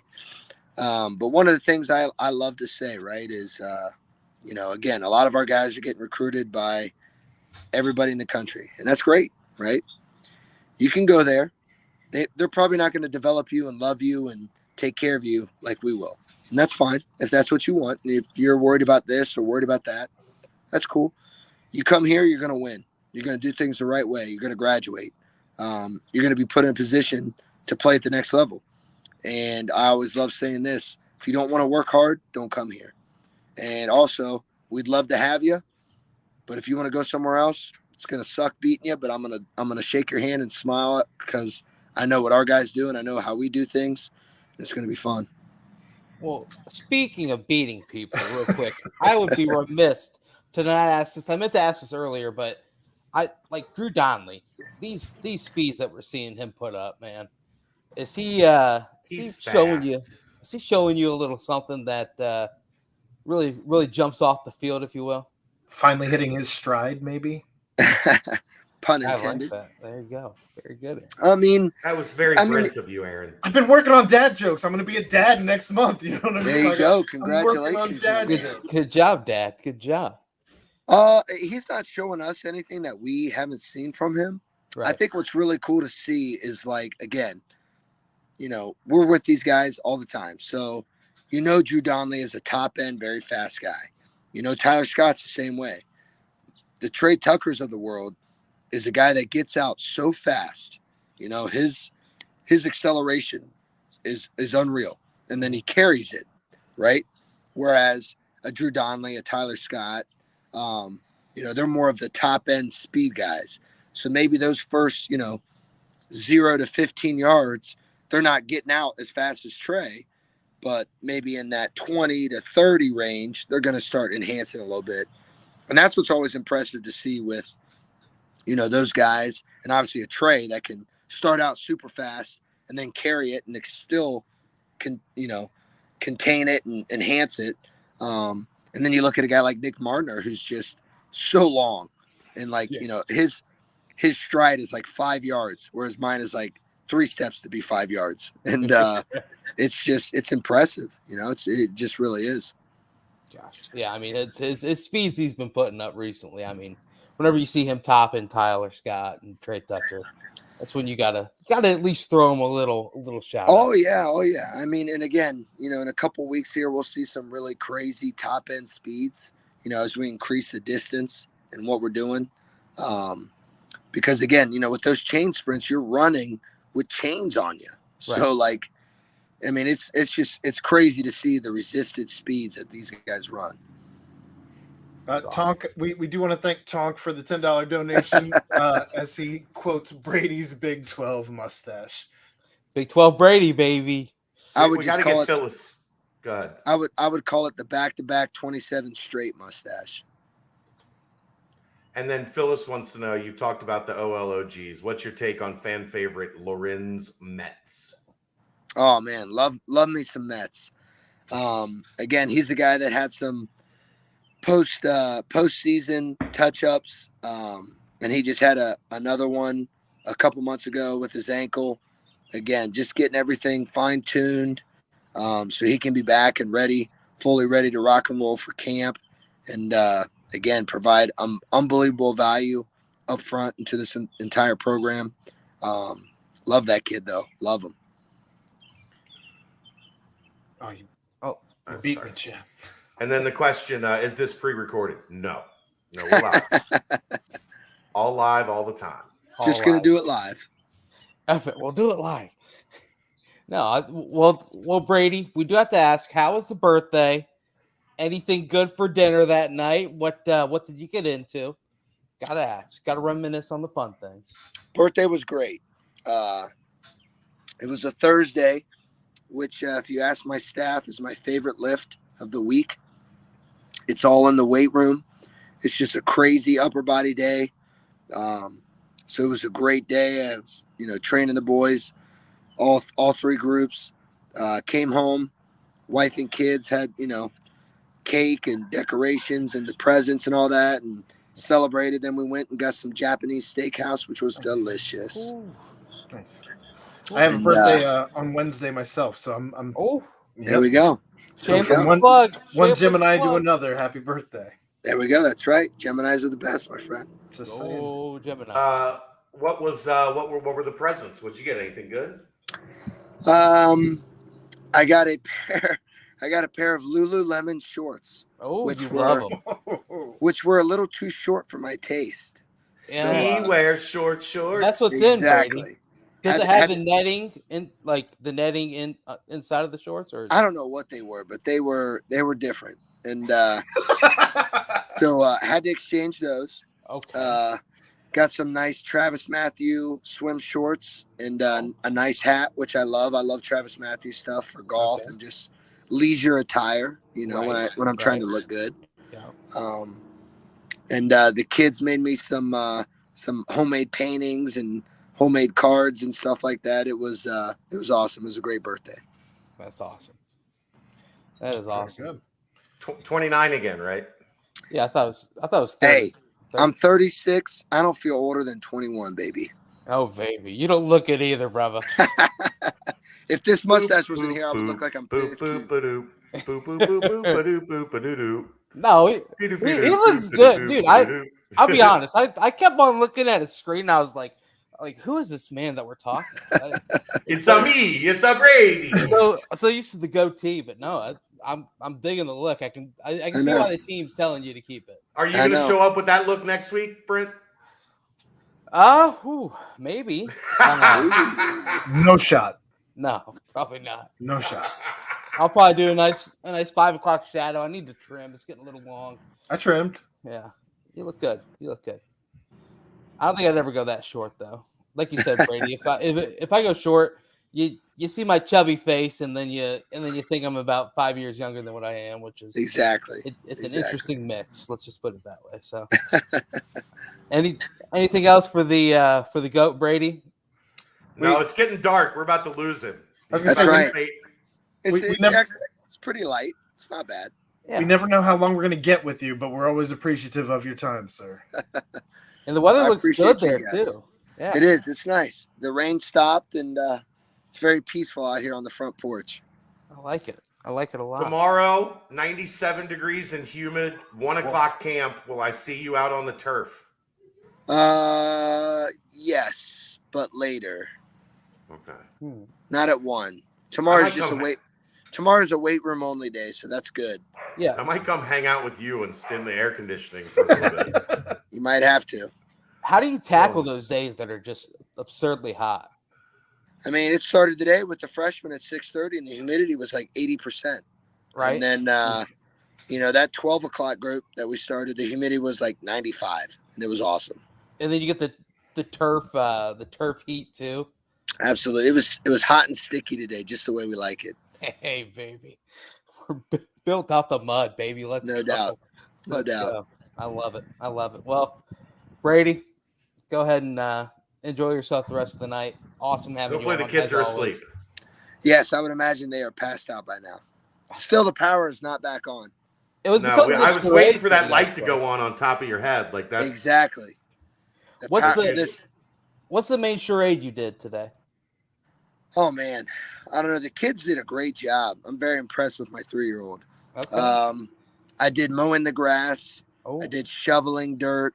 okay. I did Hawk Smash. I did Spider-Man. Trying to play to the kids. Yeah. But I would say the kids did a much better job than mom and dad. Okay. Fair enough. Awesome. Well, you're the man, Brady. Thank you so much, man. Oh yeah, appreciate you boys. Looking forward to seeing you here soon. All right. Appreciate you, sir. Thanks, July brother. 1st. Boys. See ya. See you, brother. Oh man, he's a great guy. He's the best. Gosh, I mean, we all heard you just openly man crushing on him. that facial hair looks and good, his man. face. Facial hair looks good. We got it loud and Yeah, clear. Have you Give it to lost the any man. oxygen to your brain? Yeah, maybe Tell you blood. what. Maybe some blood. Has the blood flow redirected? Are you okay? Yeah, If it lasts I mean, longer than 4 hours, call a doctor. Brent's just happy we don't stand up for this podcast. I took the red pill, guys. We're all good.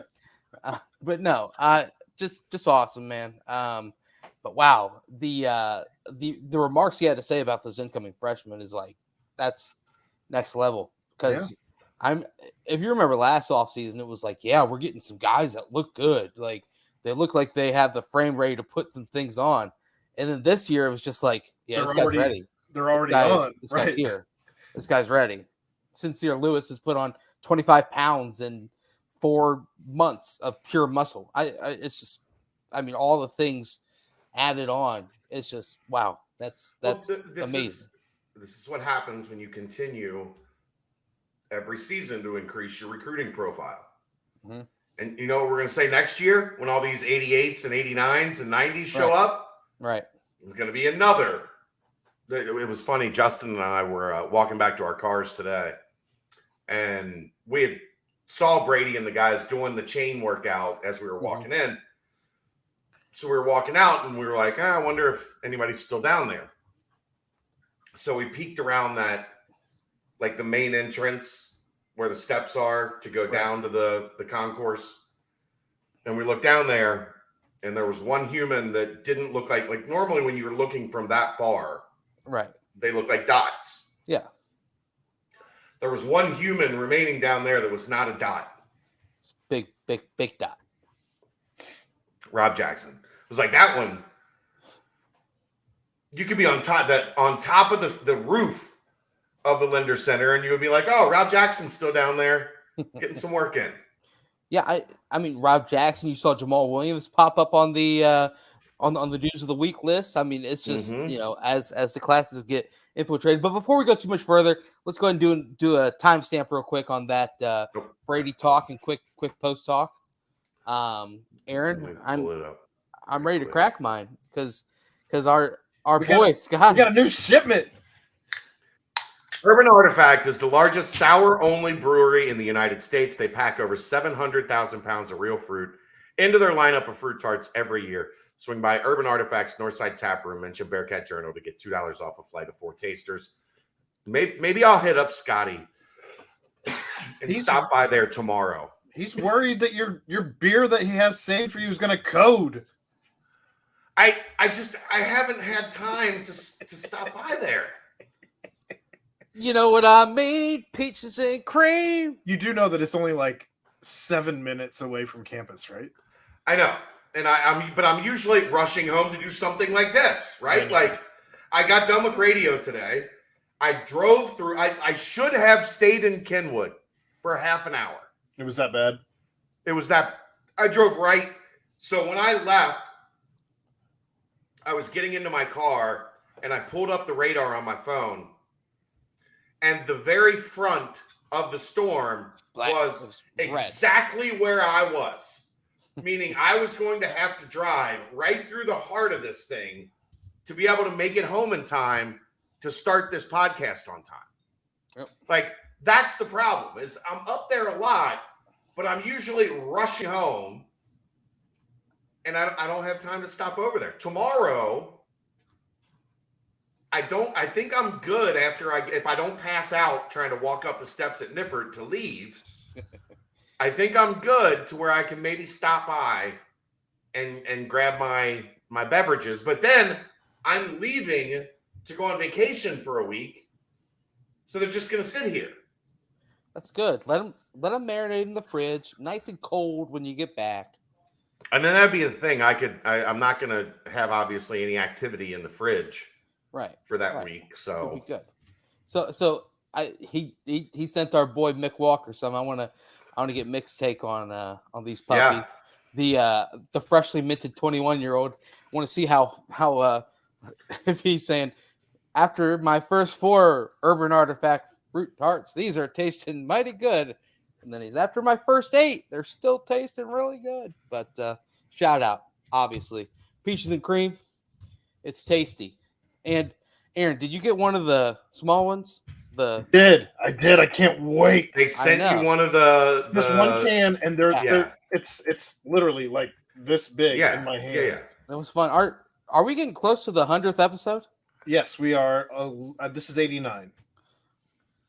That kind of be a long time to hold those off. I have no issue waiting. We could crack those on the 100. For reference, I believe those run $34 for a 4-pack, and I think they're only 6 ounces, 8 ounces. They're very small. 15%, baby. 15%. We could have Scotty on the on the 100th episode, and you can sip yours, and I'll shotgun mine real fast, and we'll just have ourselves. Mick said he got his today, and he sent Scotty a message saying thank you. Beautiful. So Mick is now geared up. He's ready for next time. Well, speaking of Mick Walker, there was a little bit extra news this past Sunday. Not quite the fireworks 4th of July display. It was kind of like the fireworks ended. 4th of July was last weekend, if you will, and all the fireworks are going off. And then on Sunday, it was like that one family has a couple of fireworks left, and they have a little fireworks show of their own. Amari Snowden being that fireworks show on Sunday night. Yeah. And man, that is a 3-sport athlete. That is an absolute stud defensive back. Size, speed, athleticism, everything that you can tie into one. Wow. This was one that the staff was after for a while. Obviously, I want to go back in the BCJ archives and see when the first mention of Amari Snowden was. It had to be at least 2 to 3 years ago. But man, it was this was a long time coming, and the staff they really pushed, and when it came to closing time, as they've been showing the ability to do recently, they absolutely closed, and Amari became the newest Bearcat commit. Chad, Aaron, guys, that's a big one. Yeah, it's what we talked about when we recapped it last night. You put that much time into a kid, man, it's tough if you don't get him, right? Like, you put that much labor and effort and manpower into what they put into with Amari Snowden, and he doesn't come your way. Oh, that's brutal. But when you get that call and he is coming your way, the reward is as satisfying as anything that exists in sports, right? Because you busted your ass, you did everything you could to get across the finish line, and then you got across the finish line. I mean, obviously, there's still work to be done to get all the way to signing day, but that's clearly a kid that was bought in. Like, that's clearly a kid that believes what Cincinnati is selling. Right. And he hadn't scheduled any other visits. He had, like, his one visit scheduled was to Cincinnati. He wanted to see if Cincinnati was exactly what he thought he was. Even though he had visited a bunch already, he already had a very good idea. He brought his family down. They enjoyed the visit. Everything went according to plan. And then he got home and got it done. I'm just glad it happened last night instead of the original plan. I was not looking forward to the original plan. Yes. Original plan? 7:40 this morning, he was going to do it. What? Yeah. I mean, shoot, he's breakfast cookies. he's probably up throwing fastballs that early, getting warmed up for the baseball. Right, a kid like that is up. Would you call that Cookie Crisp? Maybe. I mean, maybe it might have been time for some Cookie Crisp. Chad, It blew away my theory on commitments. We won't get into it, but it crushed my theory on commitments. We need to hear your your thoughts on the ability or the possibility, I guess, of the dual sport athlete, if you will. Brady kind of touched on it a little bit. I mean, in some of them, you know, the dream is out there to continue playing both sports, but I mean, Amari Snowden is he's a great baseball player. I mean, he's got high exit velocity. I mean, I was reading his scout evaluation last night as far as, you know, prospect baseball, this, that, and the other. So it's just, you know, is he someone that you could see going that 2-sport route, or is it going to be when he gets on campus, he will be the one making that decision? He 1,000% intends on playing both. Like, if you look at that kid's a baseball player. Yeah. With the shades on backwards, they fit perfectly around his eyes. He's just got that look. Like, You know, he kind of reminds me of, looking at him, Eric Davis. Yes, sir. Nailed it. That's exactly where I was going with that. I've had that thought too. Like, long, athletic. Like, I'm not saying he's Eric Davis. I'm just saying, like, that's when you look at his body type and the way that kid carries himself, and that's a good-looking kid. Like, that's a good-looking kid. Physically, athletically, profile, like, that's, you know, like when Mick took those pictures of him and you got, like, the perfect profile of him with the glasses on backwards, you're like, that's what an athlete looks like. He looks like a baseball player. He looks like a baseball player. He looks like a baseball player. So, yes, he is going to be all in on playing football, but in the spring, he's going to focus on baseball and try to be a baseball player as well. The last person we really saw try to do this was Zach Caleros. And being a quarterback, it doesn't work, right? You've got too many responsibilities. As a cornerback, you know, I think it's something that can work. Like, yes, there's technique and getting better and all the things that you need to work on in the offseason to be a great football player. But, you know, in terms of baseball ends right about now every year. That gives you enough of the summer and then all of camp and then the football season. And then when the football season ends, you can kind of turn your attention to the baseball side of things. If you're that gifted, it's doable. It's doable. Right. I don't know. It's not a guarantee. It's not like a sure thing by any stretch of the imagination.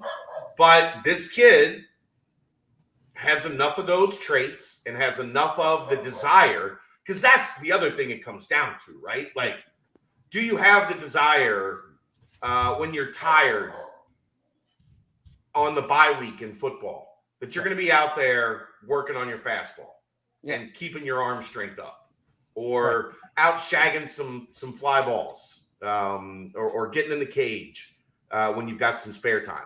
It's difficult, but guess what? If Alec Pierce can graduate with an engineering degree in 3.5 years, anybody can do fucking anything. Like, I'm sorry. Like, that's one of the most remarkable things. Is he going to slap his thigh before he signals for a fair catch? I'd love that.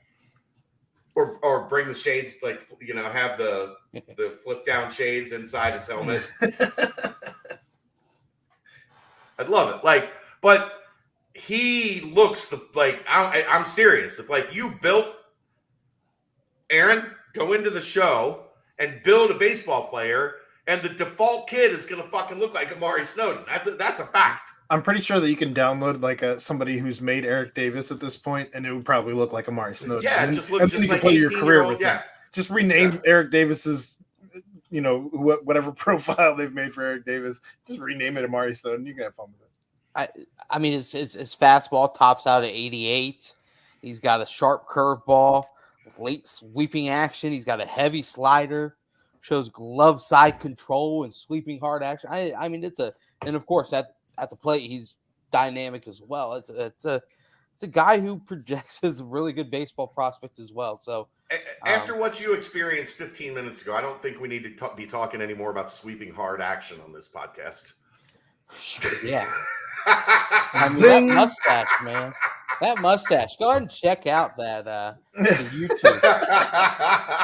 Now, you guys are going to creep out Brady. This is weird. Us! But yeah. Us! He looks, Us! Yeah, giving props where props were due. That's what we're afraid of. That's what we're afraid of. Right. Exactly. But yeah, no, I mean, Snowden fits the athletic profile of what Cincinnati wants at corner. Yeah. And if he grows out of it, again, Brian, you talk about a callback. You know what, Aaron? It's hard. It's hard. You know what we say about Brett? It's hard. not even going But he fits the athletic profile. And again, he's what we keep talking about with these defensive backs. He's already 6'3", 190, right? Mm-hmm. What's to say he's not eventually? If Sauce was at one point 158 at 6'1" and got to 200 pounds and 6'3", what's to say that Snowden isn't 6'3", 180, right, and gets to 225 or 215? Like, it's just, that's why you recruit so many of these 6'2", 6'3", 180 to 200 pound guys. Chat, going back to even what he said about Sincere, though. I mean, 30 pounds. He put on 30 pounds since his commit or the 24/7 profile. Like, that's absurd. And what was his 24/7 profile again? 185. 6'2", 185, right? 6'2", 6'3", 185. Yeah. 6'1.5". Like, again, you never know until they get here what they're going to look like with the right nutrition, the right strength and conditioning, the right path and plan. Like, so you just keep recruiting as many of these dudes with that profile, and you just figure it out as you continue. Chet, this doesn't even look like 6'2", the same 185. That's not the same kid. It doesn't look like him at all. That kid has a neck. Yeah. So you never know. Like, you can look at him and like close your eyes and say, I think this is what he's going to look like. But until you get him here, you know what? I guess here's what I would say. If they, again, we talked about this. If they were continuously recruiting 5'11", 160-pound, 5'10", 160-pound defensive backs, guess what? We know what those guys are going to look like. Right. We know. At 6'2", 6'3", before your body's developed, there's no clue. Darian Beavers was 6'3", 175 pounds in high school. Yep. And he left college 260. Morphed. You know, there was I was 130 pounds when I entered college. And now I'm a lot more than that.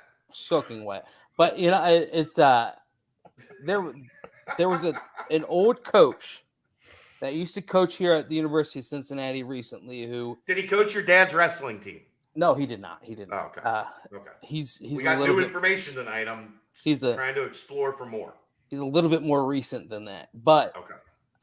He said that when he goes out on the recruiting trail, he looks for these tall, athletic safeties. That's his target for, recruiting because he knows, hey, if you're a star safety or star defensive back on your high school team, you have the frame, you have the size, you can really morph into anything when you get to the next level. And it does seem like that's kind of been the token that has been really the calling card for this entire class as well. And you just see it every single prospect, defensive back wise that has come in. They're all that long, athletic, and then even the future prospects that they have still in this class that they're going after, the long and the athletic types. So, I mean, it's something that is continuously there. And I mean, you can do a lot with the size that Amari Snowden, the athleticism that Amari Snowden brings. So that's this kid's all in, man. Like, I just get that vibe from him. Like, this,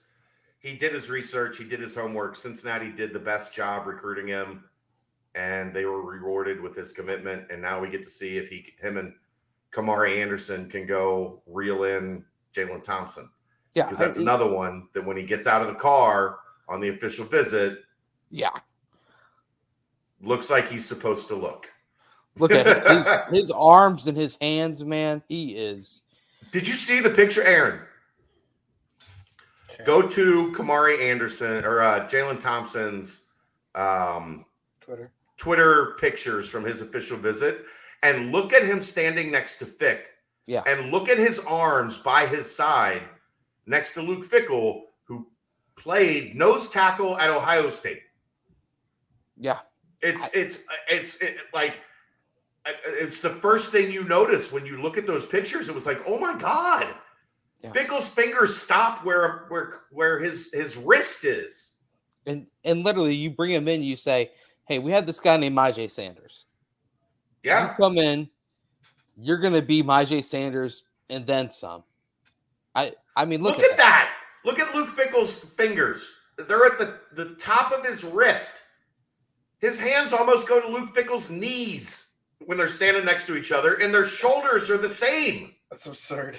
That looks like he was created one of those cheat players you create in a video game.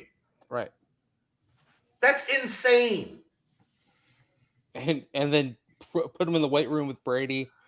Man, that's look at how long he is. It'd be exciting for that to happen. And you know what? It's awesome to see all the talks that of course, like the Kamari Anderson picking up Alabama offers and different big school offers, Brady Dragish, going to the Elite 11, all of a sudden his name's starting to blow up a little bit. His profile's starting to blow up. He's almost up to a 4-star. He's up above 88 in his recruiting profile. They now have 8 guys, 8 top 500 players.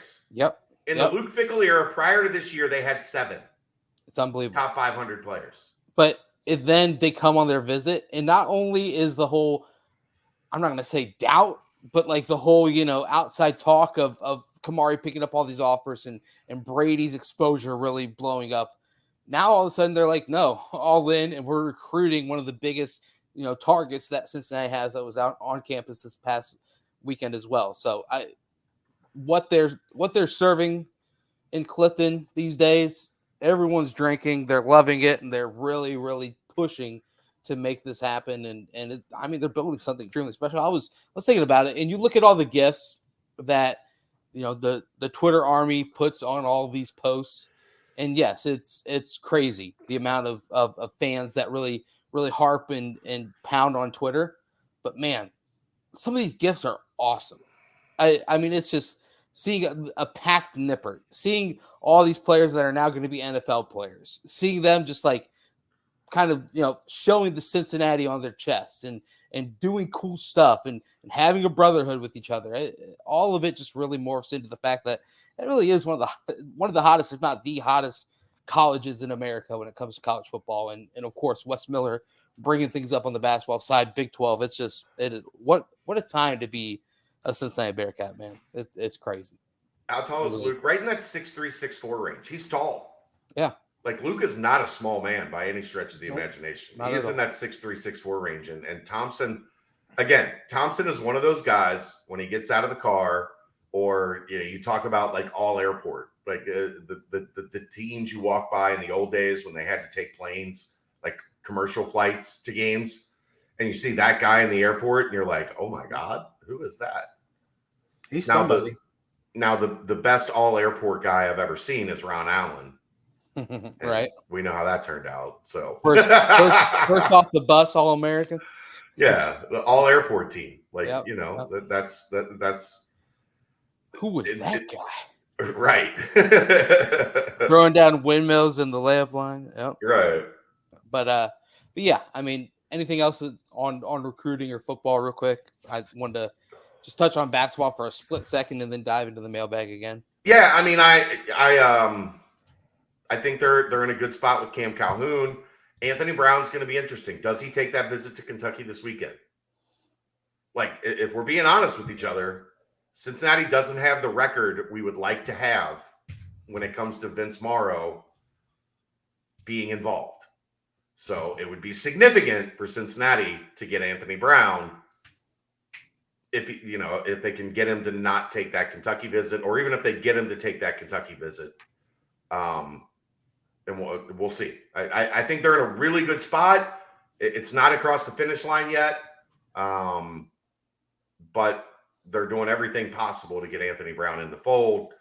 Cam Calhoun, I think they're in a great spot. Brandon Solis. When I've heard it, I know somebody corrected me today. If it's phonetically correct to his heritage, it's Solis. Not I've Salas. heard it Solis is what I've heard him called around campus. Solis, I think is what I've not heard. Solus. Yeah, or not Soli. I've heard somebody call him Soli a couple times. Is the Malik Elzy visit? Is that's Thursday, Friday, Saturday? He is coming for an official. But Jalen Thompson's going to take a visit this weekend. It'll be interesting to see where. And then Michigan State is scheduled the following weekend, and then a decision. Right now, all indications are Cincinnati and Michigan State. Can Cincinnati pry him away from the home state school? Getting a 4-star that Michigan State wants would be another significant feather in the cap. They've got work to do. Like, clearly, there are crystal balls in for Michigan State. Right. Michigan State is putting together a very strong recruiting class. If Cincinnati can pull that one off, that's another giant feather in the cap of what's going to be the number one recruiting class in program history. Still don't think you should be able to change crystal balls. But we won't go down. Recruiting changes, Aaron. I know. Look, Friday, I put out a GIF that there was going to be a commitment because I was told 5 minutes before I put out that GIF that there was going to be a commitment. And then I was told 10 minutes after that GIF that the commitment wasn't happening. Like, recruiting changes. You're dealing with 17-year-old kids, 18-year-old kids. And guess what? I changed my mind a lot when I was that age. If Vegas can change a line like 10 minutes before tip-off of a basketball game, then crystal balls should be changed. But no, Aaron, I do kind of see what you're saying, though. But look, sometimes you're certain. Right. And then the kid changes his mind. Well, that's the confidence be able to change your pick when the kid changes his mind. The crystal ball is just a reflection of the information. Yeah. And the information changes. Let's scroll through Paul here. If Jalen Thompson was a basketball player, we'd be salivating because of how long he is. Absolutely. He looks 6'5" or 6'6" with a 6'8" plus wingspan. Yeah. I'm guessing 6'9", 6'10" wingspan. Their arms aren't supposed to be that long. That's not the default model, right? That's not the default model. Jason Maxey. Yeah, Jason Maxey was 6'5" with like a 7'2" wingspan. Alan True said he thought the only one of the others that might have a chance is Ohio State. I've actually heard a little bit differently, Paul. I've heard Penn State is a legit possible for this upcoming official visit this weekend. Penn State and Ohio State are definitely in the mix for Jalen Thompson. All indications are Cincinnati and Michigan State are out in front. But he thinks it's between us and Michigan State. I do as well. Here we go. I don't think there's any way Thompson goes to Michigan State. All right. 153. Okay. Got quite a mailbag coming. Which has a big Penn State guy. Let's go and timestamp that. It's been a fun day with the Penn State troll. It's been fun. Urban Artifacts, the largest only sour brewery in the United States. Oh, I just did that one. Are you curious to explore what lies beyond standard craft beer? Take a trip to Urban Artifact. They don't make beer. They make fruit tarts. Come see what the world of real fruit has to offer. Swing by Urban Artifacts Northside Tap Room, like I hope to do tomorrow, and mention Bearcat Journal to get $2 off a flight of 4 tasters. There you go, baby. You know what I mean? Peaches and cream. How's the peaches and cream? Yeah, That's the first I've heard you guys talk about that. How's the peaches and cream? It's very good. One of the new ones in the new shipment. I'm curious to get there's like a key lime salsa one. I'm curious to try out. There's definitely some new flavors. It's really, really good. I went with the one that was cold because I've been gone all day and got my shipment at like 7:15. There we go. Yeah, I threw mine in the freezer. Got myself a little crispy, but it's really good. So you don't think Thompson goes on his official Michigan State visit, Paul? I mean, all indications are that he is taking the Michigan State visit. So Okay. There we go. if he doesn't go, that's a phenomenal sign for UC. Yes. But he intends, as of the end of business on Sunday, he intends to take that Michigan State visit, and we'll see where it goes from there. Just want to briefly touch on basketball. Paul says he absolutely does. Okay, we'll see. Basketball. Daniel Skillings posted on his Instagram first in the airport in Cincinnati, and then this morning at Fifth Third Arena.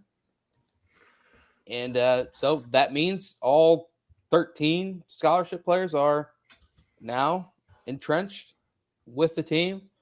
Mike Rayfelt getting them going in the weight room. And I tell you what, you watch those videos that Mike put up in the Monster Factory, and Jarrett Hensley, that guy is going all out in his little clipping of it. I get so my understanding is he's cleared to return to full contact activities this week. I did not get to go to open gym today because I was driving through a severe thunderstorm. Right. I'm going to try to get there Wednesday. Mm-hmm. This actually kind of works as Little Birdie time because we didn't get much Little Birdie talk. Dave After Dark was a spectacle. Shit show. But the people love it. Dave and I were joking about that today. The bigger the shit show, the more our fans of this particular podcast network are enthralled. There was a Congo line.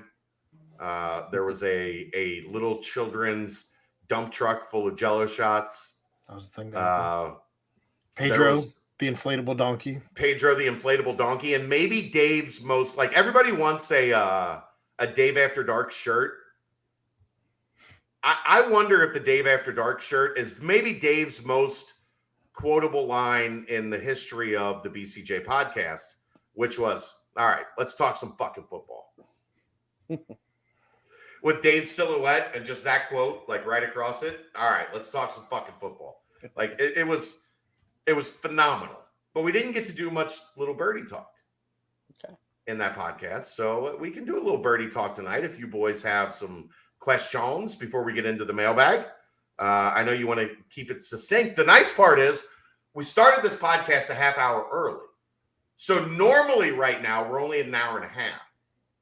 We're at 2 hours, but on the normal timeline, we're still ahead of the game a little bit here, maybe. That's a interesting look at it, but I see what you're saying. What do I have to do other than sit here and produce content?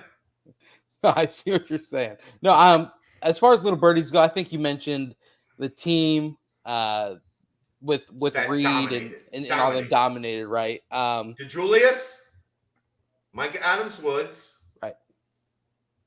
Josh Reed, Jalen Stowe, who's a grad assistant, and Odi Oguamu. 8-0. They did not lose a game. Undefeated. Yep.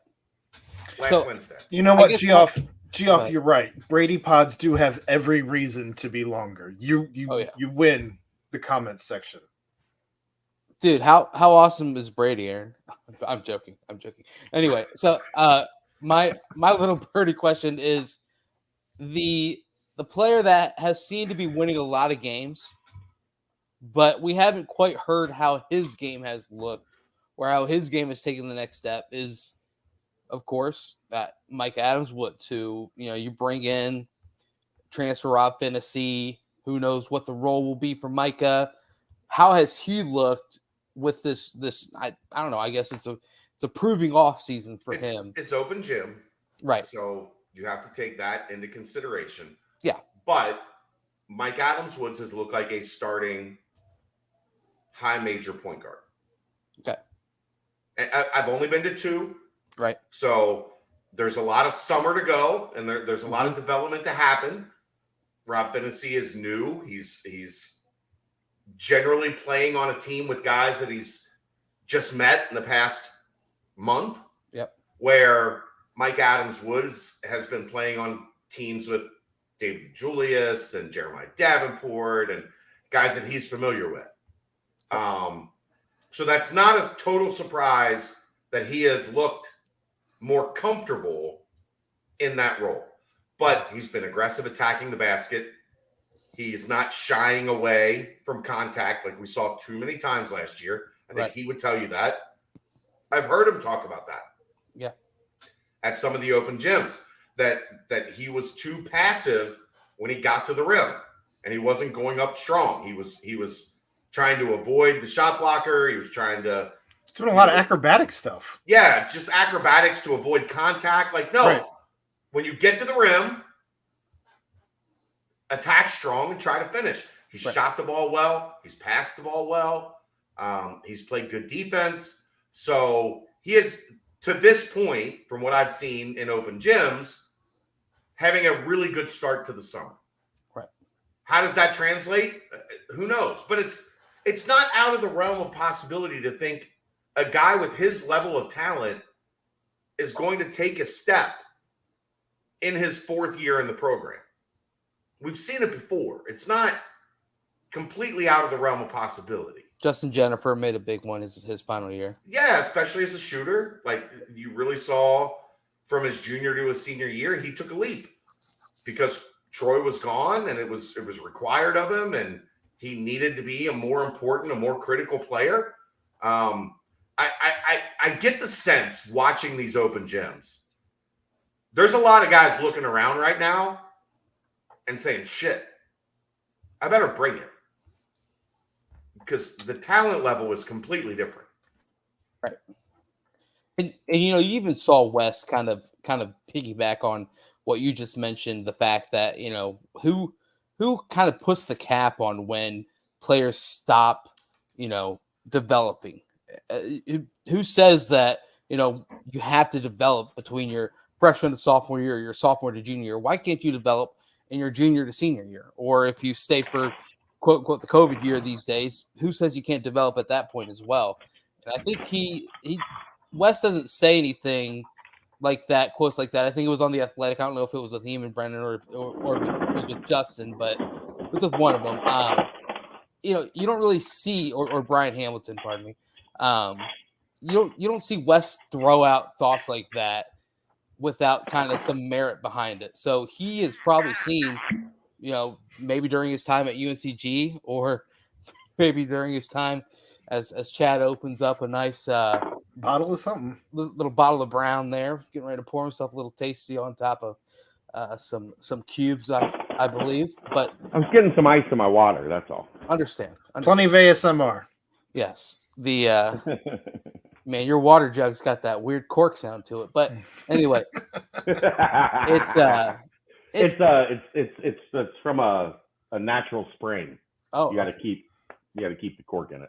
Gosh, that's great. That's great. But it seems as if Wes has had some experience where these players can make a jump later in their careers. And so, whether it's, JD, whether is Micah Adams-Woods, I think he firmly believes that players later in their career can definitely still make that big step in their development. So we'll see if Micah lives up to that. We'll see if JD lives up to that. But I'm interested to see, because obviously whatever they can bring you on top of all these new additions, that's just cherry on top, I would say. Yeah, like he's gonna have a lot of toys to play with. It's going to be really interesting to see how some of this plays out. Mm-hmm. Because I do think like there is if you're talking getting the most talent on the floor, maybe it is with David DeJulius at point guard and trying to figure out what three players are the right fit between the 2, 3, and 4 position. Like Aaron and I have talked about, Brent. Yeah. There's 7 guys on this roster that can play the 4. Right. 7. Yep. Minimum 7, maybe more. 7 guys on this roster that can play the 4. What did we talk about last year? There's just not enough length, athleticism, versatility. Mm-hmm. You're going to have that now. Mm-hmm. Like, you're going to have the ability to play a bunch of different guys at the 3, a bunch of different guys at the 4. What's going to be interesting is how does that impact everybody's minutes?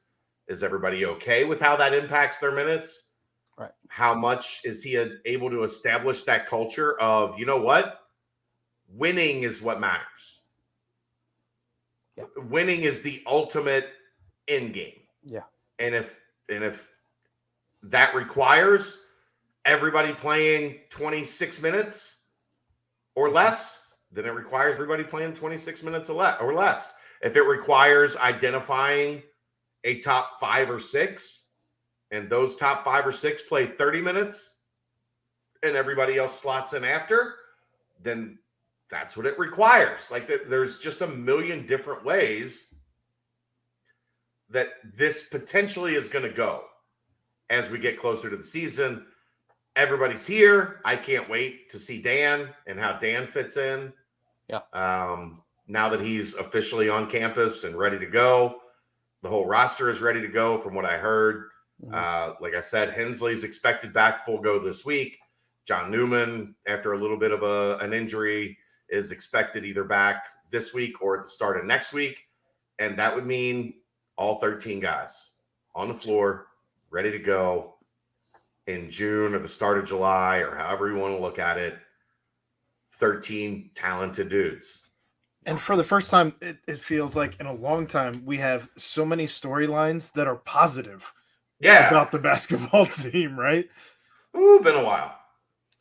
I'm excited. Yeah, it's and I'll be honest, listening to your guys' nightcaps and a little bit on the BCJ pod, I think you guys are a little excited, a little optimistic going into this year. Look, it just looks different, man. And watching Open Gym, I mean, you haven't seen Open Gym yet, but I'm talking about like in person. Yeah, it looks different watching what's on the floor, watching the length and athleticism and the skill and the ability to do a bunch of different things that just weren't possible last year. They weren't there. Like you couldn't dial it up. Perfect thing that was mentioned to me this week. There's 2 guys under 6'5" on this roster. Yeah. 2. Look, Brett, everybody else is 6'5" minimum to 7'1". Brent, I feel about this basketball team the way you feel about Brady. New look, and damn, it looks good. Right. And you know, I think you sprinkle in the fact you even that, like the soul patch. There we go. Of this basketball team. Well, whatever that means. I think you sprinkle in the fact that Sage Tolentino showed up better than expected. You sprinkle in the fact that the highest, a little farther along, right? Body wise, like, you know, up around a weight that's a lot. He doesn't look skinny, right? He still has a ways to go. He still has a lot to work on, but physically, he looks like he's pretty close to ready. And then you toss in all this talk about, you know, Jarrett Hensley and all these other players. You know, I mentioned on the previous pod, you talk about this player, and then all of a sudden you remember, you're like, well, I got to talk about this player a little bit too. And then you say, oh wait, what about this guy? And then now we're at 40 minutes talking about guys. Yes. And now the highest rated recruit from this class, who everyone is so excited to see, finally joins the mix. Right. And it's just, I mean, you put it all together, and like you said, Aaron, what you guys said, the blood's rushing out of my head or whatnot. Which one? It's not rushing out. It's just redirecting. All right. Anyway, let's go ahead and timestamp this, and then we'll dive into this mailbag real quick. All right. Did you know Urban Artifacts Building, the historic St. Patrick's Church, is 150 years old?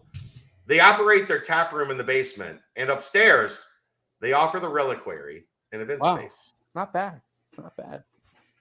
Swing by Urban Artifacts Northside Tap Room, mention Bearcat Journal, get $2 off flight of 4 days.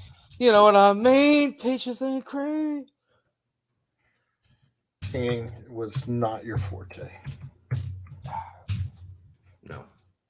How are we? Hey, how are we? You missed the how are we, Chad? Look, man, I'm sorry. I'm sorry. Yeah, I know. Sorry. I guess he kind of really didn't. I think I threw it more times. So I didn't really eliminate any questions, so we'll see where these conversations go. And as the answers go, I don't really want to do this much longer than 2.5 hours, if I'm being completely honest. No, we'll keep it. We'll be quick. I'll keep it quick. I'll keep my answers quick. I usually don't give long answers. Yeah, sure. Expecting any other prospects visiting alongside Malik Elzy? Not at this point. All right, easy enough. How does the staff balance between the big selling point of staying home and becoming a hometown hero? We asked Brady this question, but I did want to get your take on this. With trying to convince kids that aren't from the area state that they need to leave. Every kid's recruiting pitch is different. Has to be. You're talking to each kid about something. Well, here's the thing. Like the Detroit kids, that sales pitch has gotten pretty easy, right? We took one of yours, turned him into one of ours, and now he's worth like $50 million, right? Like, yeah. That's how you do that. Success is how you do it. Do you think we will have an over or under for 225 points in recruiting for this year when it's all said and done? The class currently stands at 203. They got an update today. It's at 203. Quite the boost for some players, by the way. On3 and Rivals did updates this week, and they were very favorable to the Bearcats. So there was a pretty big jump in the score. It probably won't be popular, but I'll say they end up coming in a little bit under. Not much, but I think I'll go on record. I predict 2024 is the year they break that 225. Woo! Crack the top 20? This year, probably not. No. Next year. Yeah, sure. I don't know what it looks like yet, but I'm shot in the dark. All right. Yeah.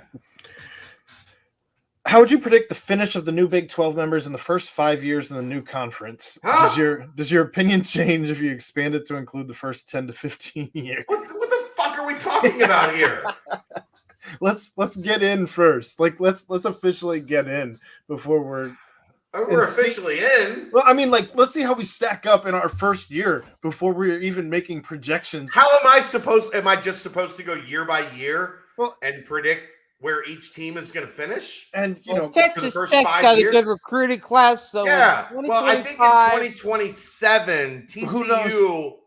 Who knows? TCU's sneaky in 2027. Who knows what coaching changes are between now and then, and not just at Cincinnati, but for the entirety of the Big 12. Can we just say that I would say it's safe that since he's in the first in the top 5 for the first 5 years. I think I've talked about this before. I think coming in, Baylor and Oklahoma State are the ones you really have to keep an eye on at the top of the conference.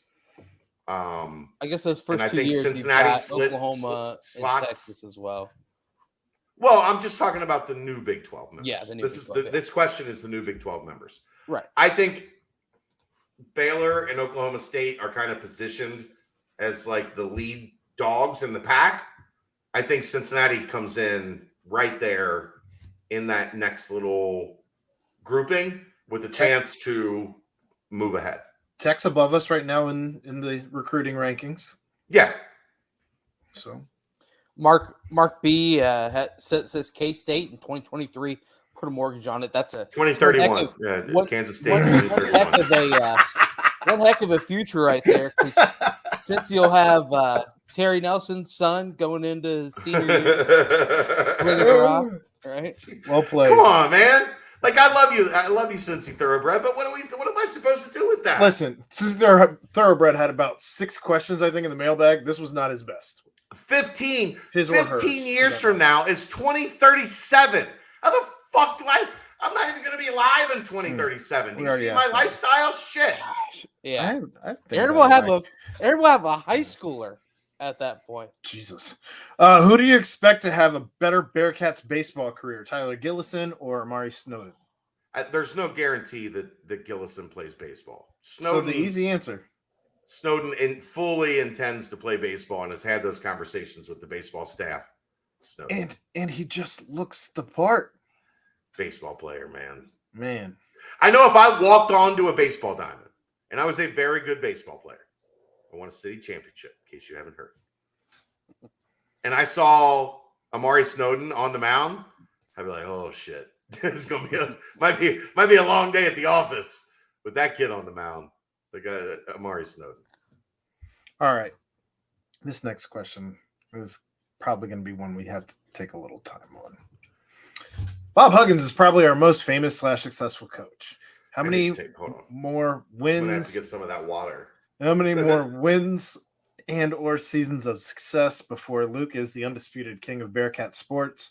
How many more for a statue? I know what I think, and I'll let you guys go first. He will become the all-time wins leader in football this year. Luke Fickell. Right.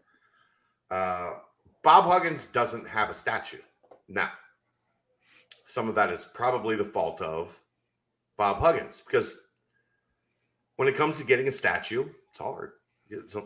If you want a statue, you got it. You got to win games. That's hard. You got to not throw up outside your window with the police cameras on. Oh no, that's hard. It's hard. Like all the things you got to do to get a statue, it's hard. I would build Luke a statue right fucking now. Yeah. If we're being honest, with the Big 12, the indoor practice facility, recruiting, the wins, the college football playoff, putting Cincinnati in a position to be talked about as an elite football program. Football drives the bus. Football is where the money is made. I would build him a statue right now, but King of Bearcat sports. Ultimately, Bob Huggins was here, 16 years? Yeah, I want to say longevity is the main longevity. Like if Luke gets to a decade. 10 years, yeah. That's what I'm saying. Yep. If Luke gets to a decade and continues this trajectory. Say he wins 3 or 2 Big 12 titles. How about that? Yeah. Can we put his statue right on top of the Calhoun building, though? Like, just right there. What is Luke's statue? Is it hanging from the rafters at ECU? That'd be fantastic. Definitely the best with the team on the back. So I dissected this question a little bit differently. The question asks who's going to be the undisputed king of Bearcat sports. And I think that you have a certain... That's always Oscar. Well, you have a certain following that is basketball-oriented and only basketball-oriented, even with the success of the football program. Sure. So you will never sway those people.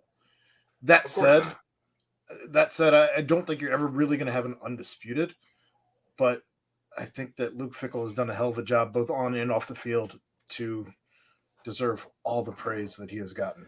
Here's the thing with Luke. Where's the flaw? Where's the kink in the armor? He could have run several times.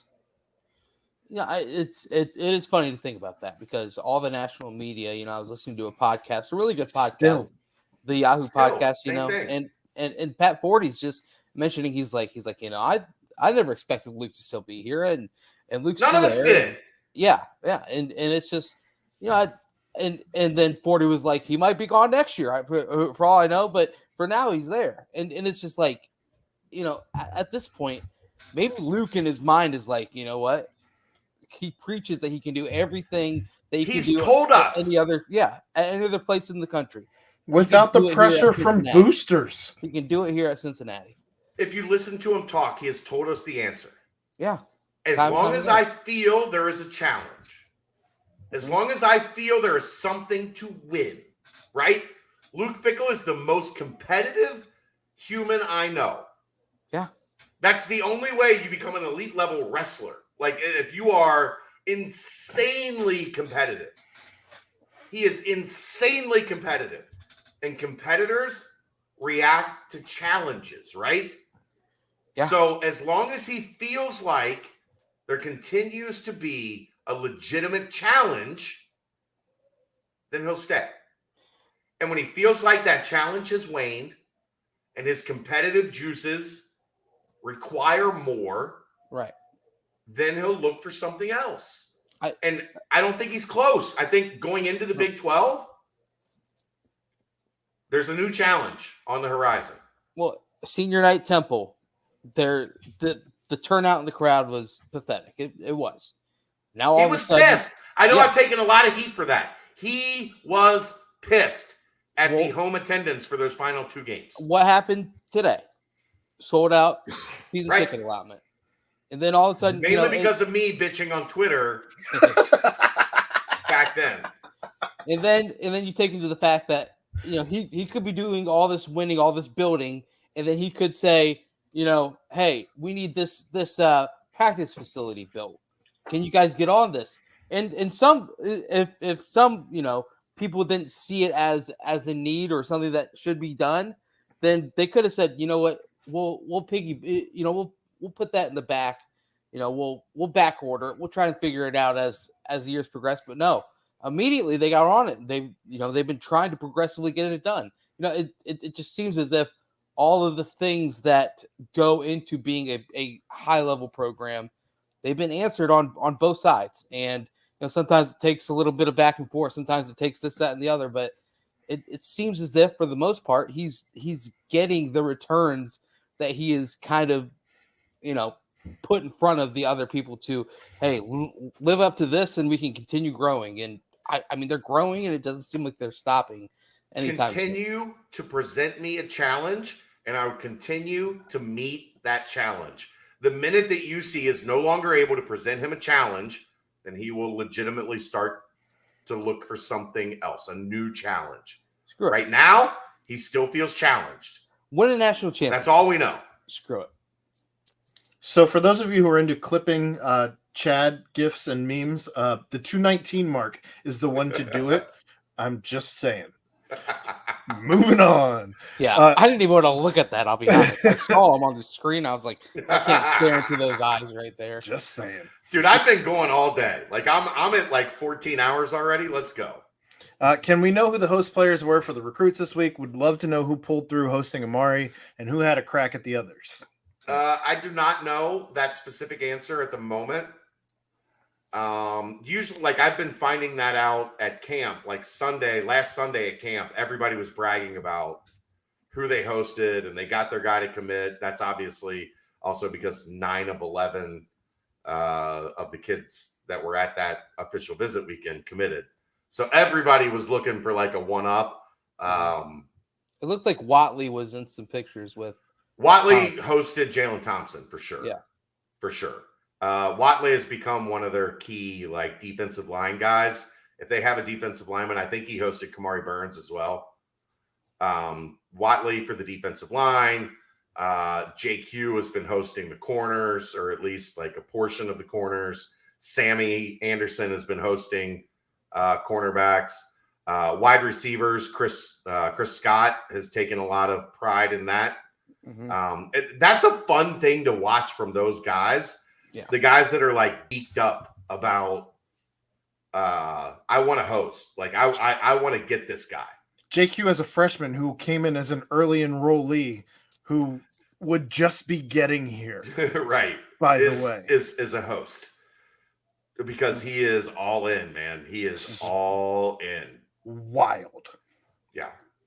All right, what's that's the football portion of the mailbag. The rest of the stuff was in the Brady segment. But Chad, what's your favorite Mick Cronin story that you're allowed to share? Oh boy. Chad, while you think, I'll say a real quick one. One of his last games, coaching UC at Fifth Third, because I was going to these as a fan, so I would get intoxicated, have a good time, and then I've seen Aaron that state a few times. Right. And then I would wait and just watch the players come out so I could kind of sober up before I would drive back to Indianapolis, and so I went down on the court, threw my arm around Mick, got a picture with him, and I turned to him and I was like. And because he somewhat looks like my dad, not really, but kind of a little bit of a look to him. Your dad, the former wrestler, state champion UC wrestler. Yeah, okay. So I put my arm around Mick. I was like, you know what, Mick, you kind of look like my dad a little bit. And Mick looked back at me and he said, your dad must be a pretty good looking guy. And I was just like, gosh, this guy, that was quick. That was beautiful. So that's one of my mixed stories. Frank's just in love with anyone who wears a C-paw at this point. Hey man, we're one big happy family. Oh goodness. How much trouble do I want to get myself into here? I'll tell the story of. No, I won't tell that story. That's going to get me in a lot of trouble. I won't. Let it out. That was all for effect. He knew he wasn't telling that story. I want to tell that story, but I'm going to LA next week. I don't want that story to come back and bite me in the ass. One of my favorites is from this spring when we were in Indy and watching Isaiah Collier. Like I was on Isaiah Collier watch when the EYBL was in Indy, and one of the knocks on Collier has been his 3-point shooting. Is he, he's an elite passer and he's an elite, like, get in the lane and find guys, but is he enough of a shooter to stretch the defense and really make teams like not be able to sag off of him? So I'm standing with Mick and we're watching Collier, and Collier goes 6 for 12 from 3 in the game. Like, and is just banging shots from deep. And every time he made a 3, I looked at Mick and I was like, you didn't see that. And he was like, I'm not who you need to worry about. It's everybody else standing around this. Like, I've been on this kid for a long time. Was that when Juwan Howard was there? Yeah, Juwan Howard was that. Like, there was a shit ton of high major. It was a high end game. There was like 8 or 12 high end, high level head coaches. A real who's who. I'm gonna kill Kelsey right now. Oh, calm down, Mick. Strangle her. A real who's who, if you will. She purposely just walked right through my office, left the door wide open, let the dogs come in and start barking out the window. Are you podcasting? Yes, I'm podcasting, and yes, you're grounded. Yeah, life's a bitch. But it was kind of just like the running joke that entire game. Every time he made a 3, I was like, you didn't see that. And he was like, I'm not who you need to worry about. I'm already in on this kid. I've already got my hat in the ring. What you need to worry about is the 12 other guys that are now watching this kid play and going, oh, shit, he can shoot. So that's my favorite, most recent Mick Cronin story. Elite speed? No, not elite speed. Just elite ability to play the point guard position. I think that was sometimes that's more important than just grabbing the basketball and running end to end. Elite speed took his talents to Utah. How about that? Yep, 2023. No updates currently on 2023. We're getting ready to go into a high school evaluation period where coaches can go out on the road starting this weekend and watch kids play with their high school team. It's going to be vacation time for me, so I'm not going to be on the road this weekend and next weekend. But I will still be working the phones and gathering information as much as possible. And my daughter is now grounded because I was going to say, if you're not in jail for having murdered your daughter. Everything was fine. And then she just decided she needed to stroll through the office and let the dogs stroll through the office with her. Unbelievable. All right. This was also in the basketball mailbag. Do I you have think no idea. Women's basketball coach MCH is on the hot seat since he has blue chip girls every year and they never go to UC? I have no idea. They did get a really good one. I know an Abby Holtman. I only know that for 2023. I only know that because I grew up with her mom and I was really good friends with her mom and her mom's sister. But she is an elite shooter. I will tell you this about Abby Holtman. If they held a 3-point shooting contest today, I think Abby Holtman might win based on everybody that's in the UC roster. She is a big time shooter. Her uncle actually played on my city championship baseball team. Just all sorts of family revelations tonight. Goodness. How about that? All right, and the last portion of the mailbag, here we go. Banks mailbag. Skin said, sorry for missing last week. I was busy scouting camping trip in Athens, Ohio area. only doing rapid fire this week. Friends or literally any other TV show? I'm going any other TV show. Yeah, I like Friends, but it's not elite for me. Yeah. Any other? Gosh, there's been so many good shows. Cheetos or Fritos? Cheetos, especially the jalapeno cheddar for me. Chili Good cheese pick. Fritos are elite, They are. but I'm a Cheetos guy too, so that's a tough call. I would take just a bag of regular Cheetos over just about anything. There's just so many Cheetos, man. There's so Crunchy many or crunchy or puffed? Crunchy. Cheesy poofs are that's That's elite. your jam. Yeah. All right. Right there for you. And is Party Source in Newport like going to a toy store as a kid, but for adults? 100%. Oh, yeah. Because they have cachaça. They have everything. Any of you guys And had cachaça? Giant Grippos bags. Well, What? yeah, What's- cachaça. Have you ever had what's cachaça? Cachaça is basically it's Brazilian. It's made like tequila, but instead of agave, it's made with sugar cane. Oh, It's all the rage right now, especially out in LA. It's all they're talking about on any of the reality TV shows. gazpacho. It's a drink. I say it wrong.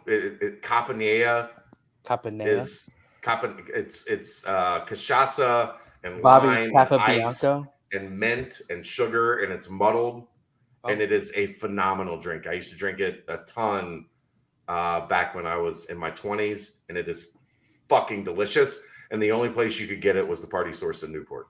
There you go. Capabianco. Okay, sure. All right. Next question. What's more likely, the Bengals winning the AFC North or UC winning the AAC football championship this year? Aaron, So this came you. from a quote from Audie Elmore today on Cincy 360. He said easily, the bet. There was a guy that left a talk back that said he was going to Vegas and he was betting Bengals AFC North and UC for the AAC championship. And Audie, who's a giant Ohio State homer, said easily Bengals AFC North. I don't know that it's easily. I think it's really close. I would probably give a slight edge to UC, although one caller to the show today did make a great point. The Bengals have Joe Burrow, and that makes winning the AFC North more likely for the Bengals than the Bearcats that are still trying to figure out the equation at quarterback. So maybe I go slight edge Bengals, but to say easily Bengals, that's just a dickhead Ohio State thing to say. I actually go UC winning the AAC championship, only because winning the AFC North is very, very difficult. Of course. Pittsburgh in the last 25 years or something absurd has not finished fourth place. Mike Tomlin has never had a record under 500 in his entire coaching career. So you have that. Nobody knows what's going on in Cleveland at this point, and that's just a mess all its own. Baltimore still has a former MVP. They have a great roster that was ravaged by injuries last year. Healthy J.K. Dobbins. If they're healthy, Baltimore is legit. I just don't know that it's easy to win the AFC North. It's not easy to repeat as AFC North champions. It's hard. And I was trying to avoid that. But no, I think it's much. I think the path is much more clear for Cincinnati to win the AAC than it is going to be for the Bengals. They're going to have UCF on the road, that's hard. Yeah, winning at the bounce house is hard. Yeah, without a parking lot. And beating Houston in the championship game will be hard. I think the main thing will be how the Bengals respond to the whole thing that the Bearcats had to go through, going from the hunter to now being the hunted. Right. So, now people aren't going to see the Bengals on their schedule and be like, okay, this one easy win. Now they're going to look at it and be like, okay, defending Super Bowl, one of the best teams in football, one of the best teams in football, one of the best quarterbacks in football. Let's go out there and let's shut them up. So, and I think Joffrey, winning is hard. Winning is hard. It's hard. Winning is hard. Boston or Golden State, and why? I don't even care if we get to why, but I got Golden State. Tonight, Golden State right now is up 49-38. Didn't even know that. Going into halftime. If Golden State wins Game 5 and goes up 3-2 with Game 7 at Golden State, Boston's not going to win this series. Boston's going to have to find a way to win tonight to win the series. If it's 3-2 Golden State, I don't see any chance Boston wins out and takes a series. Yeah, I mean, I just Golden State Draymond Green. Oh gosh, I mean, my heart says Boston, my head says Golden State. All right, so this question is a long read. Zach Jones hits me with these. I feel like about every second or third week, but I think this one's worth reading, even though it is long. All the recent Big 12 talk has got me thinking about future opponents UC will face. I have a question about one of them that you guys might be able to shed some light on. How the heck does a school like BYU recruit kids if they're pretty strict on campus and require students to go on 2-year mission trips? If I'm a stud football or basketball player in Utah, why would I choose to go there as opposed to a place like Utah State that doesn't have those restrictions? Is there just a huge pool of Mormon super athletes? That's why I wanted to read this. I'm missing out on. How have they stayed competitive against Power 5 teams with these restrictions in ways that programs like Army and Navy have not been able to? Mormon super athletes. I mean, that's a very intriguing point to bring up. It's a question I don't know the answer to. I've never really understood the whole BYU thing. I don't know if it's you're raised in it, and I don't know. I don't know how it works. Well, I mean, the Mormon thing is you have to take a 2-year mission. Right. Which means that every player that reaches the end of their career is 2 years older pretty much than everyone else in college sports. You can't beat that.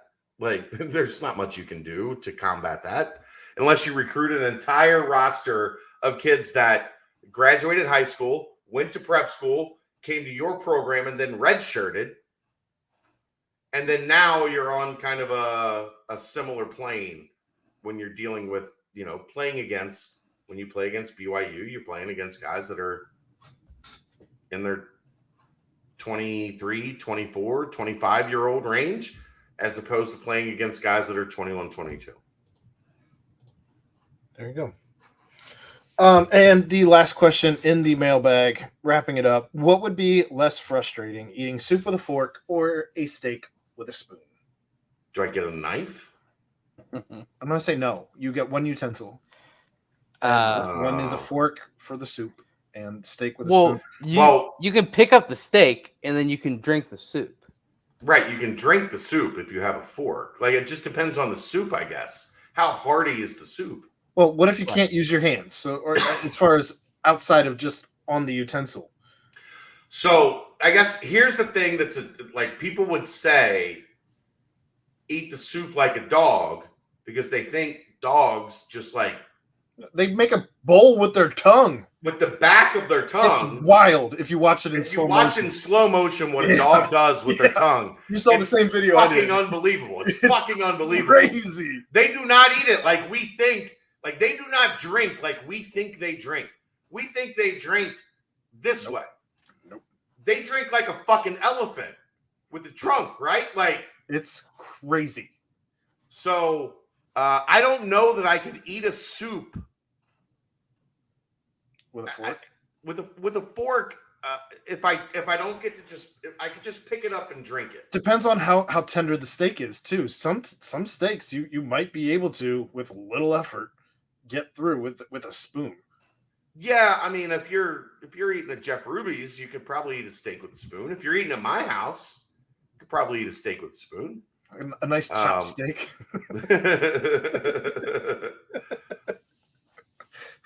I just need to know, like, do I get a knife on the steak? All right. And can I use my hands with the soup? Final answer. Which is going to be less frustrating? Probably the steak. Probably the steak. Yeah, steak. Like, if I got to pick the steak up off the plate with my mouth and just start. Yeah. My man, Zach, you are welcome for reading a novel of a question. Thank you for the $1.99 for reading your novel. Hopefully there the with you. answer was adequate.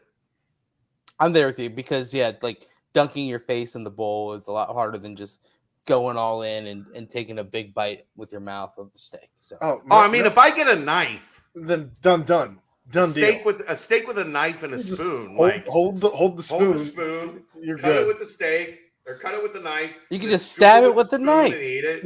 Yeah. Like, You or ruined you the could just stab it with the knife and eat it like that. You ruined your own question, Merc. That's the. Yeah. I'm trying to figure out how to get these banners out of here. There we go. Mormons be wild. Dude, Zach, I agree. That's the mailbag. I agree. I don't understand. That was another epic show. I don't know. Like, I'm going to be honest. I don't We're know. getting close to 3-hour shows now. Good God. In the off season. I don't know what the plan is for next Monday. We'll be fine. We'll figure it out. If we do end up with Royer, especially, we'll be coasting. Okay. I thought for a while that I was going to try to power through and do these shows while I was on vacation. But 5 o'clock, me telling the wife, I'm going to go in here and be busy for 2 hours. Here's another idea, Chad. If we can't get Royer, we do have a sponsor who just sent a shipment of Urban Artifact. You want to get Scotty? No. I was going to say Mick. There's been a lot going on. And if he wanted to hop on here and drink some Urban Artifact with us and discuss what's been going on in recruiting and get a little deeper dive into last weekend, the first weekend, and I don't know, man. He's really busy with Purdue stuff. I don't know how much he even knows anymore. It's kind of weighing him down. We'll figure it out. I think Scotty would be like, get Scotty in here to talk Urban Artifact. To talk some real Urban Artifact and some Bearcats. Have a tasting as we're right. As you guys are like doing the show, you could try the what's it called? Waft first. Well, the new one or the super strong. The astronaut food. Astronaut food, yeah. You could try the astronaut food with Scotty. You could have tastings. Like it could be a real like gentleman's type show next week. I don't know. We'll figure it out. We got some ideas. We'll see which one pans out. Yeah, we'll see which one pans out. Nightcaps. I'm going to try to still do those with Aaron next week. We'll figure it out. I don't know how open Aaron is to doing nightcaps at like 10 o'clock Pacific when we get back from whatever it is that we're doing. Well, I mean, until July 25th, I think I have some nights I can stay up a little later than. You know what I was doing earlier when I had my screen muted and blocked off. I booked. We're going to San Diego on next Wednesday for a Padres game at 1:10. I was told I was looking to go to one of the three stadiums: the Dodgers, the Angels, or the Padres. Kelsey, for some reason, she started going to baseball games lately, and she loves baseball games. Now, so I was picking one of the three. She's also grounded, so yeah, she's grounded for the rest of this week for the dog fiasco. But I found some seats down the third base line in San Diego on Wednesday for like a 1:10 first pitch out there against the Diamondbacks.